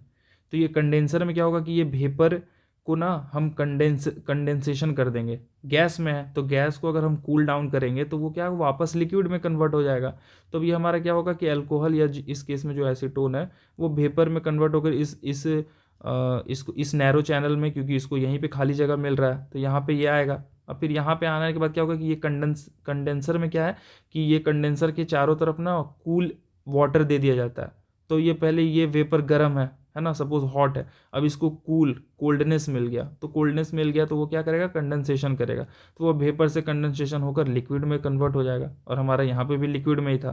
तो आप देख रहे हो कि अब क्या हुआ हमारा कि एसीटोन एंड वाटर में हमने डिफरेंस ऑफ बॉइलिंग पॉइंट जो ये हमारे टेक्निक है उसको यूज़ करके हमने इसको अलग कर दिया। तो ये हमारा डिस्टिलेशन है, सिंपल डिस्टिलेशन। और सिंपल डिस्टिलेशन में क्या है कि यहाँ पे देखो क्या लिखा हुआ है, एक पॉइंट कि हैव सफिशिएंट डिफरेंस। तो सफिशिएंट डिफरेंस वो थ्रेशोल्ड लिमिट क्या है कि इन दोनों के बीच का अगर डिफरेंस 25 डिग्री सेल्सियस है ना, या 25 केल्विन, ऐसे ही केल्विन में सोचो या फिर डिग्री सेल्सियस में, अगर 25 डिग्री का उनमें डिफरेंसेस हैं बॉइलिंग पॉइंट, इनमें कितना है 78 में 22 डिग्री का है, तो अगर 25 डिग्री सेल्सियस या उससे ज़्यादा है ना, इसको भी यूज़ कर सकते हैं, इसलिए शायद ये एसीटोन कर सकते हैं, ये तो कम हो गया। तो अगर 25 डिग्री सेल्सियस से ज़्यादा है तब हम इस सिंपल डिस्टिलेशन का यूज़ करेंगे। लेकिन जब 25 डिग्री केल्विन या फिर 25 डिग्री सेल्सियस से कम है, बहुत बहुत कम कम का बॉइलिंग पॉइंट है ना, जैसे कि क्रूड ऑयल या पेट्रोलियम वाला है ना, यहाँ पे भी हम समझेंगे ये क्रूड ऑयल या पेट्रोलियम वाला। इसमें क्या होता है कि आपका केरोसिन है ना, केरोसिन हो गया, पेट्रोल हो गया, है ना, डीजल हो गया, इन तीनों में ना, इन हर किसी में बहुत थोड़े थोड़े का डिफरेंस है बॉइलिंग पॉइंट में। तो थोड़े थोड़े बॉइलिंग पॉइंट का डिफरेंस है, तो सपोज हम किसी एक को जब हीट करेंगे तो पता चलेगा कि हमारा सिर्फ केरोसिन ही नहीं, केरोसिन के साथ पेट्रोल भी वेपराइज हो जा रहा है, तो हमें ये वाला तो हमारा सिंपल डिस्टिलेशन काम नहीं करेगा। तो बस फ्रैक्शनल डिस्टिलेशन में हम क्या करते हैं कि मल्टीपल टाइम, है ना, रिपीटेडली, बहुत बार बार मिनी डिस्टिलेशन करते हैं। और वो कैसे होता है, इस एपरेचस में देखो, सेम एपरेचस आपका सेम वही है, सिर्फ ये जो हमारा एक हम क्या करते हैं कि ये जो इसी को बोलते हैं फ्रैक्शनेटिंग कॉलम। इस फ्रैक्शनेटिंग कॉलम में क्या होता है कि ग्लास बीड्स या मेटल्स की ना ऐसे प्लेट्स लगे होते हैं, तो वो क्या करते हैं कि वो ना एक सरफेस एरिया प्रोवाइड करते हैं। जैसे कि सपोज, एक सेकंड को मैं इसको अच्छे से और समझाता हूँ। देखो कि इसमें क्या हो रहा है कि जैसे कि हमने मिक्सचर लिया है यहाँ पर, और ये हम इस मिक्सचर में हमारा सपोज यही वाटर या अल्कोहल है, और उन दोनों या कोई भी दो लिक्विड है मिसिबल जिनका बॉइलिंग पॉइंट का डिफरेंस बहुत कम है। ठीक है, अब जब हम इसको हीट करना चाहते हैं तो एक साथ दोनों ही हीट हो जा रहे हैं, तो दोनों हीट हो जा रहे हैं, चलो ठीक है कोई बात नहीं, हीट हो गए। तो जब हीट हो रहा है, ठीक है, तो जब हीट हो रहा है तो वेपर में तो दोनों ही बन रहा है। तो जो भी वेपर में बन रहा है ना, तो वेपर में बनने के बाद देखो जो जो ज़्यादा वोलेटाइल होगा, तो ज़्यादा वोलेटाइल कौन होगा, मोर वोलाटाइल होगा आपका, मोर वोलाटाइल होगा जिसका बॉइलिंग पॉइंट लो होगा ऑब्वियसली। तो भले डिफरेंसेस कम है लेकिन अभी भी कहीं ना कहीं तो डिफरेंसेस है। तो जब ये वेपर में कन्वर्ट हो रहा है, तो वेपर में कन्वर्ट होके यहाँ पे क्या होता है ना कि वेपराइजेशन और कंडेंसेशन होता है। ये जो ग्लास बीड्स है ना, ग्लास बीड्स क्या करेंगे कि इसको टाइम देंगे, है ना, इसको टाइम देंगे और रिपीटेडली इवापोरेशन भी होगा, है ना, और प्लस कंडेंसेशन भी होगा। तो क्या होगा कि वेपर ऐसे ऐसे उड़ते उड़ते जा रहे हैं, उड़ते उड़ते जा रहे हैं, ऑब्वियसली जिसका बॉइलिंग पॉइंट लो होगा, जो ज़्यादा वॉलेटाइल होगा, वो ज़्यादा ऊपर जाएगा। तो ऊपर जाने के बाद जब ये थोड़ा ठंडा हो जाएगा तो क्या है, वो बैक टू कंडेंसेशन, है ना, वो कंडेंसेशन। तो कंडेंसेशन हो जाएगा तो क्या हो जाएगा कि वो धीरे धीरे फिर वाटर मॉलिक्यूल बन जाएगा। अब ये वाटर मॉलिक्यूल बन गया, लेकिन देखो हम इसको कंटिन्यूसली हीट तो दे ही रहे हैं ना, उससे जो ज़्यादा लेस वोलाटाइल वाला यहाँ पे था, है ना, वाटर, अगर वाटर का वेपर, तो वाटर का वेपर कॉम्परेटिवली अभी भी गर्म है, तो कहीं ना कहीं से इसको हीट फिर मिल रहा है।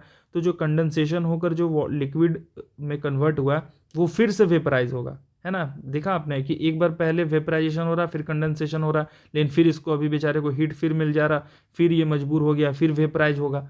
तो ऐसे करते करते ना रिपीटेडली होगा, और तब तक होता जाएगा कि जब तक कि जो हमारा सबसे ऊपर प्योर इथेनॉल, है ना, प्योर इथेनॉल का जो वेपर होगा, प्योर इथेनॉल का जो वेपर होगा वो कन्वर्ट होकर पता चलेगा कि वो अब प्योर इथेनॉल वेपर में हो गया है। तब उसको हम वही सेम इस सिंपल डिस्टिलेशन टेक्निक में यूज़ कर रहे थे, इसके तरह से आउट हो जाएगा यहाँ पे, और उसके बाद फिर इसको वाटर कंडेंसर में कूल मीडियम में रखेंगे और ये कंडेंसेशन होकर प्योर लिक्विड नीचे आ जाएगा। ठीक है, तो आप समझ गए यहाँ पे क्या हो रहा है कि glass beads larger surface area दे रहे हैं, है ना, वेपर को कंडेंसेशन होने के लिए, और मल्टीपल टाइम मिनी डिस्टिलेशन हो रहा है इसी के अंदर में।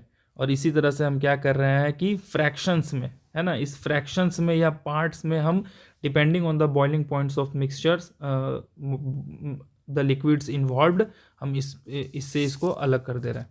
यही आपका पेट्रोलियम वाले रिफाइनरी में होता है कि जैसे कि मान के चलो कि हमारा पेट्रोलियम है, तो पेट्रोलियम में अब जैसे कि हम इसको हीट कर रहे हैं फर्नेस में, यहाँ पे क्या होता है कि जो हमारा टावर है ना, फ्रैक्शनेटिंग टावर एक बड़ा सा है ना, इंडस्ट्री में लगा होता है, तो इसमें वो बहुत डिफरेंट डिफरेंट हाइट पे, यहाँ पे अलग अलग हाइट पे वो कंडेंसर टाइप के या इसका आउटलेट बना हुआ है।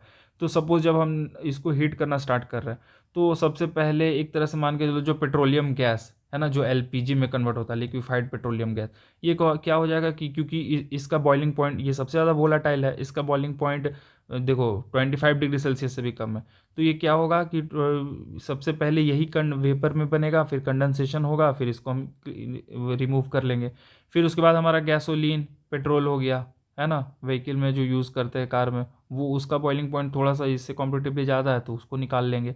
फिर ऐसे ही सिंपली हम केरोसिन को निकाल लेंगे, डीजल को निकाल लेंगे, है ना, धीरे धीरे निकल के, और सबसे लास्ट में हमारा क्या बचेगा, यही सब बिटुमेन जो सॉलिड बचा हुआ जिससे हम रोड वगैरह बनाते हैं, लुब्रिकेटिंग ऑयल वगैरह, जो ज़्यादा डेंसर वाले होंगे वो नीचे रहेंगे, और जो ज़्यादा वोलाटाइल वाले रहेंगे जिसका बॉइलिंग पॉइंट कम होगा वो सेपरेट हो जाएंगे। तो यही आपका है डिस्टिलेशन और फ्रैक्शनल डिस्टिलेशन, और यही मैकेनिज्म आपका एयर में यूज़ होता है कि जब हम एयर में डिफरेंट डिफरेंट गैसेस को रिमूव करना चाहते हैं। वो लगा भी अभी हम देखते हैं एक बार, उसमें भी डिस्कस कर लेंगे। एक सेकेंड। ये रहा separation of components of air. ये कैसे कर रहे हैं हम, देखो एयर हमारा क्या है, गैस है, ठीक है। अब गैस क्या है, इसमें बहुत सारे मिक्सचर है ना, नाइट्रोजन है, O2 है, आर्गन है, बहुत सारे, है ना, नियोन है, हीलियम है, बहुत सारे। तो air is a mixture of gases. तो देखो जितने भी हैं, तो each gas liquefies and boils at different particular temperature, है ना। सबका अपना अपना एक इंडिविजुअल डिफरेंट टेम्परेचर होगा, जैसा कि हम पहले भी पढ़ रहे थे डिस्टिलेशन वाले किसी भी लिक्विड को यूज़ कर रहे हैं। तो भले ये मिक्सचर ऑफ गैसेज हैं, लेकिन इनका डिफरेंस होगा बॉइलिंग टेम्परेचर। तो हम क्या करेंगे कि इनका जो डिफरेंट टेम्परेचर पे इसको बॉयल करके कैसे हम आउट करेंगे, वो मैकेनिज्म हम देखते हैं फ्रैक्शनल डिस्टिलेशन में। और देखो आपके एनसीईआरटी में ही लिखा हुआ है कि सबका बॉइलिंग पॉइंट दिया हुआ है, ठीक है। कि नाइट्रोजन का आपका बॉइलिंग पॉइंट देखो कितना है, -196, ठीक है। आर्गन का आपका कितना है, 186। ऑक्सीजन का कितना है आपका, -183, ठीक है। माइनस में, ये भी आपको थोड़ा ध्यान रखना है। तो माइनस में है तो जो ज़्यादा वाला होगा वो क्या है, वो बड़ा, वो छोटा है, और जो कम वाला होगा माइनस में वो बड़ा है, वो याद रखना आपको। तो सबसे पहले हम क्या करेंगे कि मान के चलो कि हम लिक्विड को कूल कर रहे हैं, है ना। हम ये पहले वाले में PYQ भी हमने देखा था कि अगर कोई गैस है ना, उसको हम कैसे लिक्विफाई कर सकते हैं, कॉम्प्रेशन, प्रेशर देकर, और इंक्रीजिंग प्रेशर और डिक्रीजिंग टेम्परेचर, ये आपका PYQ है, ठीक है। Increasing pressure and decreasing temper देकर हम लिक्विड एयर करेंगे, ठीक है। उसके बाद क्या करेंगे कि हम लिक्विड में आ गया तो इसको थोड़ा थोड़ा, अब लिक्विड हो गया तो लिक्विड से गैस में करने के लिए बॉईल करते हैं ना, सॉलिड लिक्विड गैस में यही तो फ़र्क है कि गैस से लिक्विड जब हम आए तो उसको हमने टेम्परेचर को कम किया, प्रेशर को बढ़ाया। अब लिक्विड जब आ गया तो लिक्विड से गैस में जाना है ना। लिक्विड से जब गैस में जाएंगे तो टेम्परेचर को इंक्रीज़ करेंगे, लेकिन गैस से जब लिक्विड में आएंगे तो टेम्परेचर को डिक्रीज़ करेंगे। बहुत बेसिक चीज़ है, ठीक है। तो यही करेंगे हम कि जब हम एक गैस को लिक्विड में कन्वर्ट करके और फिर उसके बाद थोड़ा थोड़ा धीरे धीरे स्लोली वार्म अप करेंगे, और उसके बाद सबको डिफरेंट हाइट में कन्वर्ट कर लेंगे। तो ये तो बहुत बेसिक है, यहाँ पे भी आपको ये चीज़ को ख़त्म किया जा सकता है, लेकिन मैं थोड़ा आपको और अच्छे से समझा देता हूँ कि सबसे पहले क्या करेंगे कि चलो एयर का सैंपल लिया हमने, ठीक है। ये यहाँ पे एयर का सैंपल लिया, फ़िल्टर पेपर का यूज़ किया क्योंकि एयर फिल्टर हो जाए, है ना। एयर में हो सकता है कि स्मोक वगैरह, डस्ट वगैरह या मॉइस्चर वगैरह होंगे, है ना, तो उसको फ़िल्टर आउट कर लेंगे। अब फ़िल्टर आउट करेंगे तो एयर को अब अंडर प्रेशर में रखेंगे, है ना, ये रहा प्रेशर में, और डिक्रीज़ करेंगे टेम्परेचर में। तो जब हॉट एयर कन्वर्ट हो जाएगा एक आपका कहीं ना कहीं लिक्विड एयर में, मतलब एक तरह से कंप्रेशन और कूलिंग कर रहे हैं हम बहुत हाई प्रेशर में, अबाउट 150 या 200 एटमॉस्फेरिक प्रेशर में हम इसको कंप्रेस करते हैं बहुत रिपीटेडली। ये तो फिर ये क्या होता है कि जो हमारा एयर है वो लिक्विफाई हो जाता है। अब जब लिक्विफाई हो गया ये, तब अब हम यूज़ करेंगे फ्रैक्शनल डिस्टिलेशन में, है ना। अब फ्रैक्शनल डिस्टिलेशन में मान के चलो हम कर रहे हैं, ठीक है। तो अभी लिक्विड, मान के चलो कि लिक्विड जब ये बन चुका है, तो जब ये लिक्विड बन गया है तो अब हम इसको, लिक्विड बन गया, ठीक है। अब लिक्विड ये हो सकता है कि हमारा किस टेम्परेचर में, क्योंकि हमने टेम्परेचर को कम किया था ना गैस में, तो हो सकता है कि हमारा -180 में या -160 में, चलो -180 डिग्री में ये लिक्विड के फॉर्म में, ठीक है। अब हम टेम्परेचर को क्या करेंगे कि कहीं ना कहीं से कि टेम्परेचर को हम, सॉरी, -180 डिग्री पे लिक्विड में ये शायद नहीं रहेगा, एक सेकेंड रुको।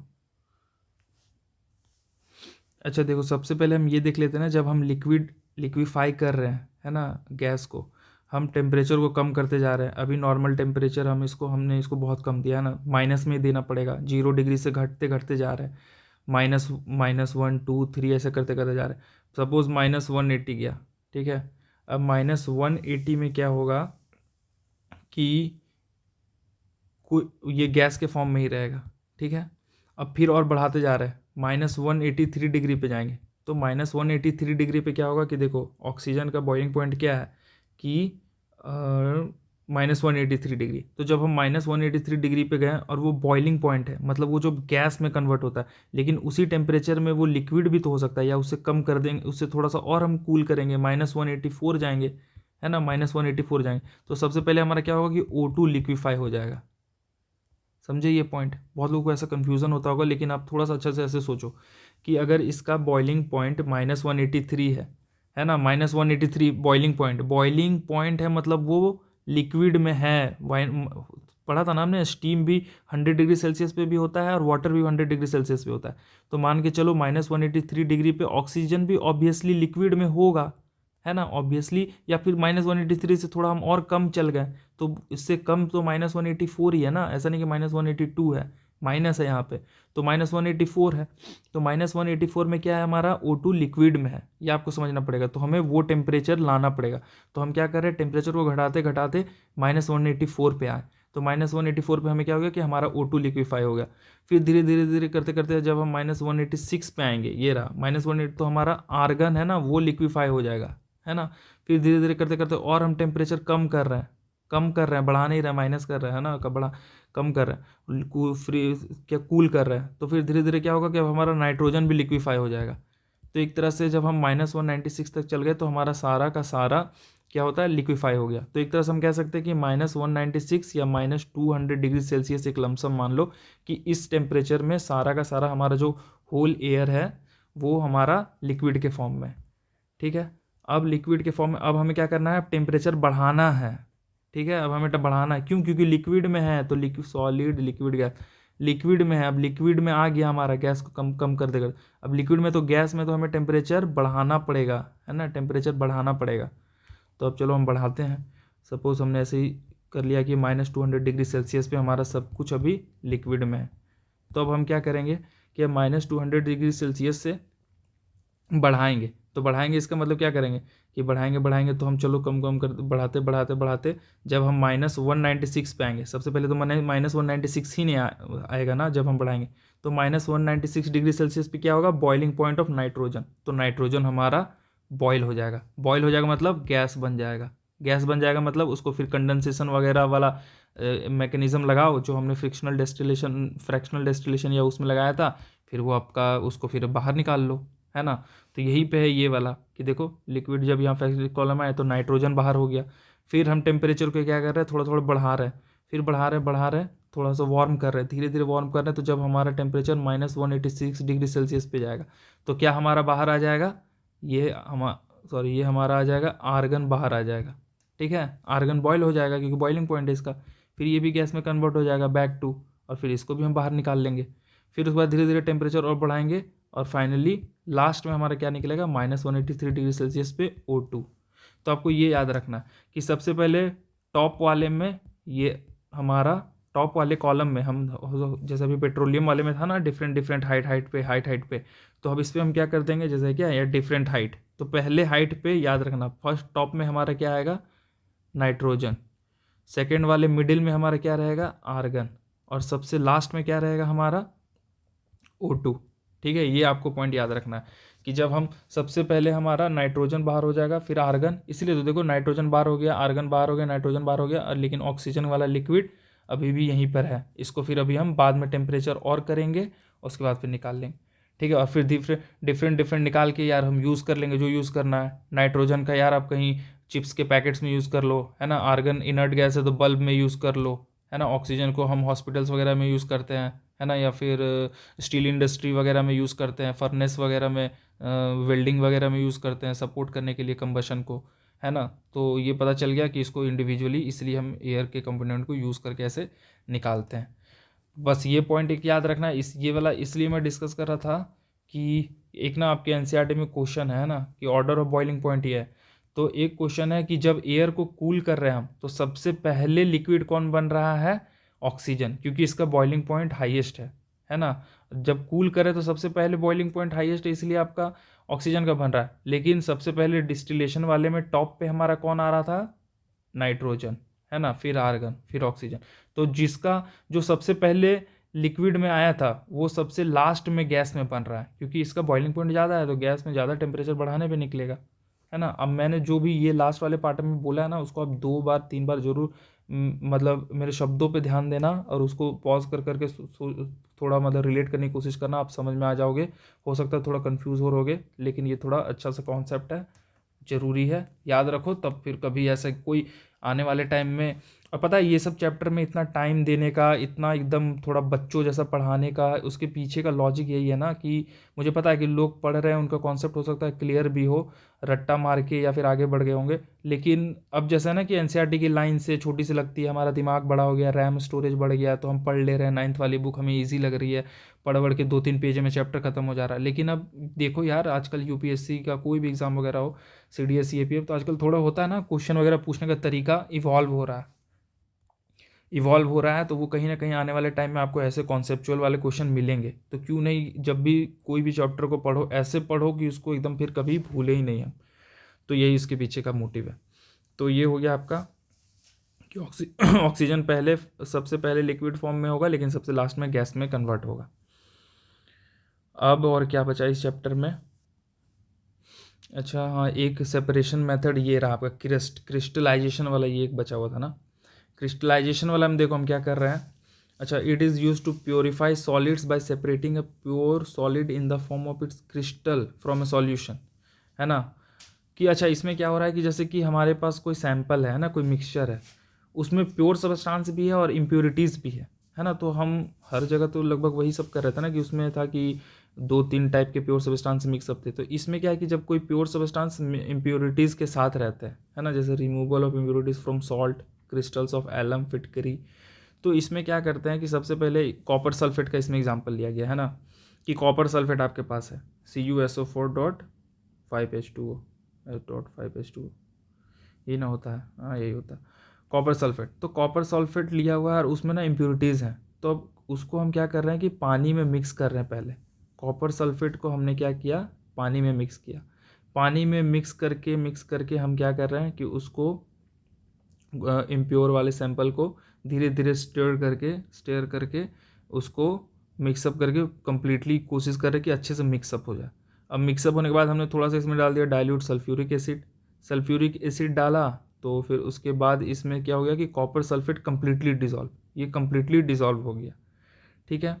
उसके बाद क्या हो रहा है कि impure saturated copper sulphate solution का ये हमारा सॉल्यूशन बन गया, है ना, सैचुरेटेड हो गया। अब इसमें मतलब ऐसा हम इतना ही अमाउंट ऑफ वाटर लेंगे कि उससे ज़्यादा वो क्या कहते हैं, कॉपर सल्फेट घुले ही नहीं।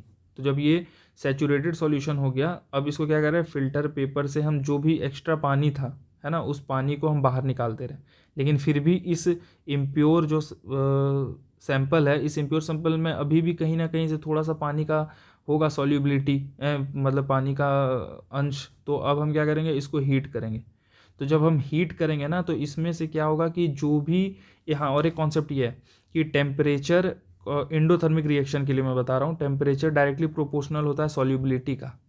ठीक है, इसको पहले थोड़ा मिटा उठा कि टेम्परेचर डायरेक्टली प्रोपोर्शनल होता है सॉल्युबिलिटी का। तो एक तरह से हम अगर जब भी टेम्परेचर बढ़ाते हैं, सॉल्ट वाटर ही होता है ना, सॉल्ट वाटर एंडोथर्मिक रिएक्शन के केस में क्या होता है कि अगर हम टेम्परेचर बढ़ा रहे हैं तो सॉल्यूट पार्टिकल्स का मूवमेंट बढ़ जाता है ना। उसकी सॉल्युबिलिटी, जो पहले सैचुरेटेड सॉल्यूशन था एट ए गिवन टेम्परेचर, याद करो डेफिनेशन में भी था, लेकिन अगर हम टेम्परेचर को बढ़ाते हैं तो उसका क्या होता है, सॉल्युबिलिटी बढ़ जाता है। तो वही इसका अपोजिट भी तो ट्रू है कि अगर हम टेम्परेचर को घटाएंगे तो उसकी सॉल्युबिलिटी कम हो जाएगी, है ना, वो पानी में या किसी और चीज़ में घुलेगा नहीं और वो अपने प्योरेस्ट फॉर्म में रहेगा। तो यहीं पे ये जो सॉल्युबिलिटी वाला कॉन्सेप्ट है, इसी का काम है कि जब अब हमारे पास जो सैंपल बचा, इसका वाटर वेपर को हमने आउट करके जो इसको अब हम रूम टेम्परेचर में क्या करेंगे, कूल होने के लिए दे देंगे। तो जब रूम टेम्परेचर में कूल होने के लिए रहेगा तो क्या करेगा कि स्लोली कूल होगा और टेम्परेचर कम है अब, तो ये सॉल्युबिलिटी नहीं है कि अब वो सॉल्यूबल नहीं होगा, वाटर कंटेंट के साथ घुलेगा मिलेगा नहीं, क्योंकि टेम्परेचर कम हो गया है। और मैंने यही कॉन्सेप्ट बताया कि सॉल्युबिलिटी डिक्रीज होती है टेम्परेचर कम होने से, कूल हो रहा है। तो अब क्या करेगा, जो इम्प्योरिटीज़ होंगे ना, वो कहीं ना कहीं जो भी वाटर कंटेंट या थोड़ा मोड़ा जो भी मटेरियल बचा हुआ रहेगा, वो इम्प्योरिटीज़ इसी में रह जाएंगे, इसी बोल में। और जो हमारा pure water, pure copper sulphate का क्रिस्टल होगा, वो क्रिस्टल के फॉर्म में, है ना, क्रिस्टल के फॉर्म में छोटे छोटे जैसे भी शेप में वो बने, छोटे छोटे क्रिस्टल के फॉर्म में प्योर हमें कॉपर सल्फेट का क्रिस्टल मिल जाएगा। समझे। और ऐसा इसका आप एकदम लॉजिकली, अब मैं इसके पीछे का बस देसी भाषा में बस याद रखो कि देखो कि जिस सबस्टांस का करेक्ट मॉलिक्यूलर अरेंजमेंट होगा, है ना, सबका अपना एक मॉलिक्यूलर अरेंजमेंट होता है ना, कि उसके जो लैटिस होते हैं या एटॉमिक लेवल पे किस हेक्सागोनल हैं, प्लानर हैं, ट्रायंगुलर हैं, कैसे हैं। तो कहीं ना कहीं से जिसका अपना असल में करेक्ट मॉलिक्यूलर अरेंजमेंट होगा, वही तो क्रिस्टल फॉर्म करेंगे ना। ऐसा तो नहीं है कि क्रिस्टल फॉर्म हो रहा है तो बीच में यहाँ आके फिर एक बालू का कण आ गया या कोई किसी शुगर का कण आ गया। जो भी प्योर क्रिस्टल होंगे, प्योर सब्सटेंस का ये सब सेपरेशन मेथड से पढ़ने का मतलब यही है कि आपका सेपरेशन मेथड से क्या होता है कि प्योर सब्सटेंस इम्प्योर सब्सटेंस में डिफरेंसेस क्या है, उसके कैरेक्टरिस्टिक क्या है, वो भी कहीं ना कहीं से पता चल रहा है। तो जो प्योर सब्सटेंस होगा वही ना अपने लैटिस में क्रिस्टल में के फॉर्मेट में कन्वर्ट होगा, है ना। और इम्प्योरिटीज़ तो थोड़े ना होगा, तो इसलिए इम्प्योरिटीज़ हमारा लेफ्ट आउट रह जाएगा बोल में, और ये जो हमारा प्योर कॉटन क्या कहते हैं कॉपर सल्फेट का क्रिस्टल है वो क्रिस्टल के फॉर्म में कन्वर्ट हो जाएगा। ठीक है, इसमें यही था कि क्या कहते हैं सॉल्युबिलिटी का थोड़ा कॉन्सेप्ट था कि सॉल्युबिलिटी डिक्रीज हो जाएगी टेम्परेचर से, तो pure substance that will become less soluble on cooling and eventually that will start forming solid crystals. ठीक है, चलो इस चैप्टर में जितना भी इम्पोर्टेंट ये सब था हमने सब कुछ ही कवर कर लिया। अब एक दो कुछ बहुत ऐसे ही नॉर्मल टाइप की चीज़ें हैं, उसको बस ऐसे ही आप पढ़ लेना, है ना। ये रहा फिजिकल चेंजेस, बचपन से पढ़ते आ रहे हैं ना, temporary changes, no new substances, no change in mass takes place, can be reverse by reversing the condition, change in physical state size and appearance जैसे इवापोरेशन वगैरह, है ना, switching off an electric bulb, rubbing permanent magnet on a steel rod, है ना, action of heat on iodine, ये सब क्या है आपके फिजिकल चेंजेस हैं। और केमिकल चेंजेस में क्या होता है कि परमानेंट होते हैं, can not be reverse, new substance form होता है, प्रोडक्ट फॉर्म होता है, change in mass of substance takes place. ठीक है, the composition of the product is different from that the starting substance, है ना, क्योंकि जो नया सब्सटेंस बना है उसका उसकी प्रॉपर्टीज़ या फिर उसका जो भी कॉम्पोजिशन होगा इंटायरली डिफरेंट हो सकता है जो उसके इनपुट वाले मटेरियल थे, है ना। और chemical change is always accompanied by the change in energy, है ना, हमेशा एंडोथर्मिक एक्सोथर्मिक, ये फिजिकल और केमिकल चेंज वाला थोड़ा और अच्छे से, जब केमिकल चेंज क्या केमिकल रिएक्शन, तो ये जो केमिकल रिएक्शन ये अब नेक्स्ट एक दो चैप्टर जो बचा हुआ है उसको एक ही में कन्वर्ट क्या कहते हैं पढ़ाने का मैं कोशिश करूँगा, और जैसे वो ख़त्म हो जाएगा तो फिर तुरंत 10th वाली केमिस्ट्री में हम इसी महीने में कोशिश करेंगे डन करने का, तब उसमें अच्छे से पढ़ाऊँगा। ठीक है, chemical change, burning of magnesium in air, है ना, MgO, रस्टिंग ऑफ आयरन, और ये एक इम्पॉर्टेंट फेमस, है ना, during burning of a candle both physical and chemical change take place, तो ये आपको याद रखना है ना। मोम पिघल के मोम बन रहा है, पिघल के हो रहा है, लेकिन एक पार्ट जलकर वेपर में कन्वर्ट होकर गायब भी हो रहा है। ठीक है, और ये कुछ इंटरेस्टिंग फैक्ट एलिमेंट का देख लेना, पढ़ लेना यार थोड़ा, है ना। अब देखो इस चैप्टर अब नेक्स्ट पार्ट वाले में मैं बनाऊंगा जल्दी से, इसमें है अच्छे खासे क्या कहते हैं PYQs देखो लगाया मैंने, कम से कम 35-40 क्वेश्चन होंगे जो भी इस चैप्टर से आए हैं, है ना, इनफ होंगे, उसको सॉल्व करके इस चैप्टर को डन कर देंगे।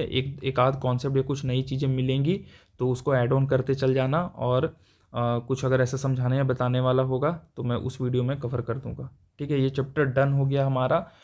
और ठीक है यार, देखो पढ़ो वढ़ो इसको, जो भी आप पढ़ना वढ़ना चाह रहे हो 1.5x वगैरह में देख लो, कहीं भी कंफ्यूज हो रहे हो तो उसको पॉज करके दोबारा पढ़ लेना। पर्पज़ यही है कि जो भी चैप्टर को बनाने में इतना टाइम लग रहा है या उसके पीछे तैयार करने में चैप्टर PDF को टाइम लग रहा है, बस यही है कि आप एकदम अच्छे से उस चीज़ को ग्रैस्प कर लो कि ताकि कभी भी आने वाले टाइम में भूलो नहीं। तो चलो डन करते हैं, अगला वाला पार्ट आपका कुछ दिन में ही या एक ही साथ में दोनों वीडियो को एक ही साथ ही अपलोड कर दूंगा। ठीक है, चलो थैंक यू।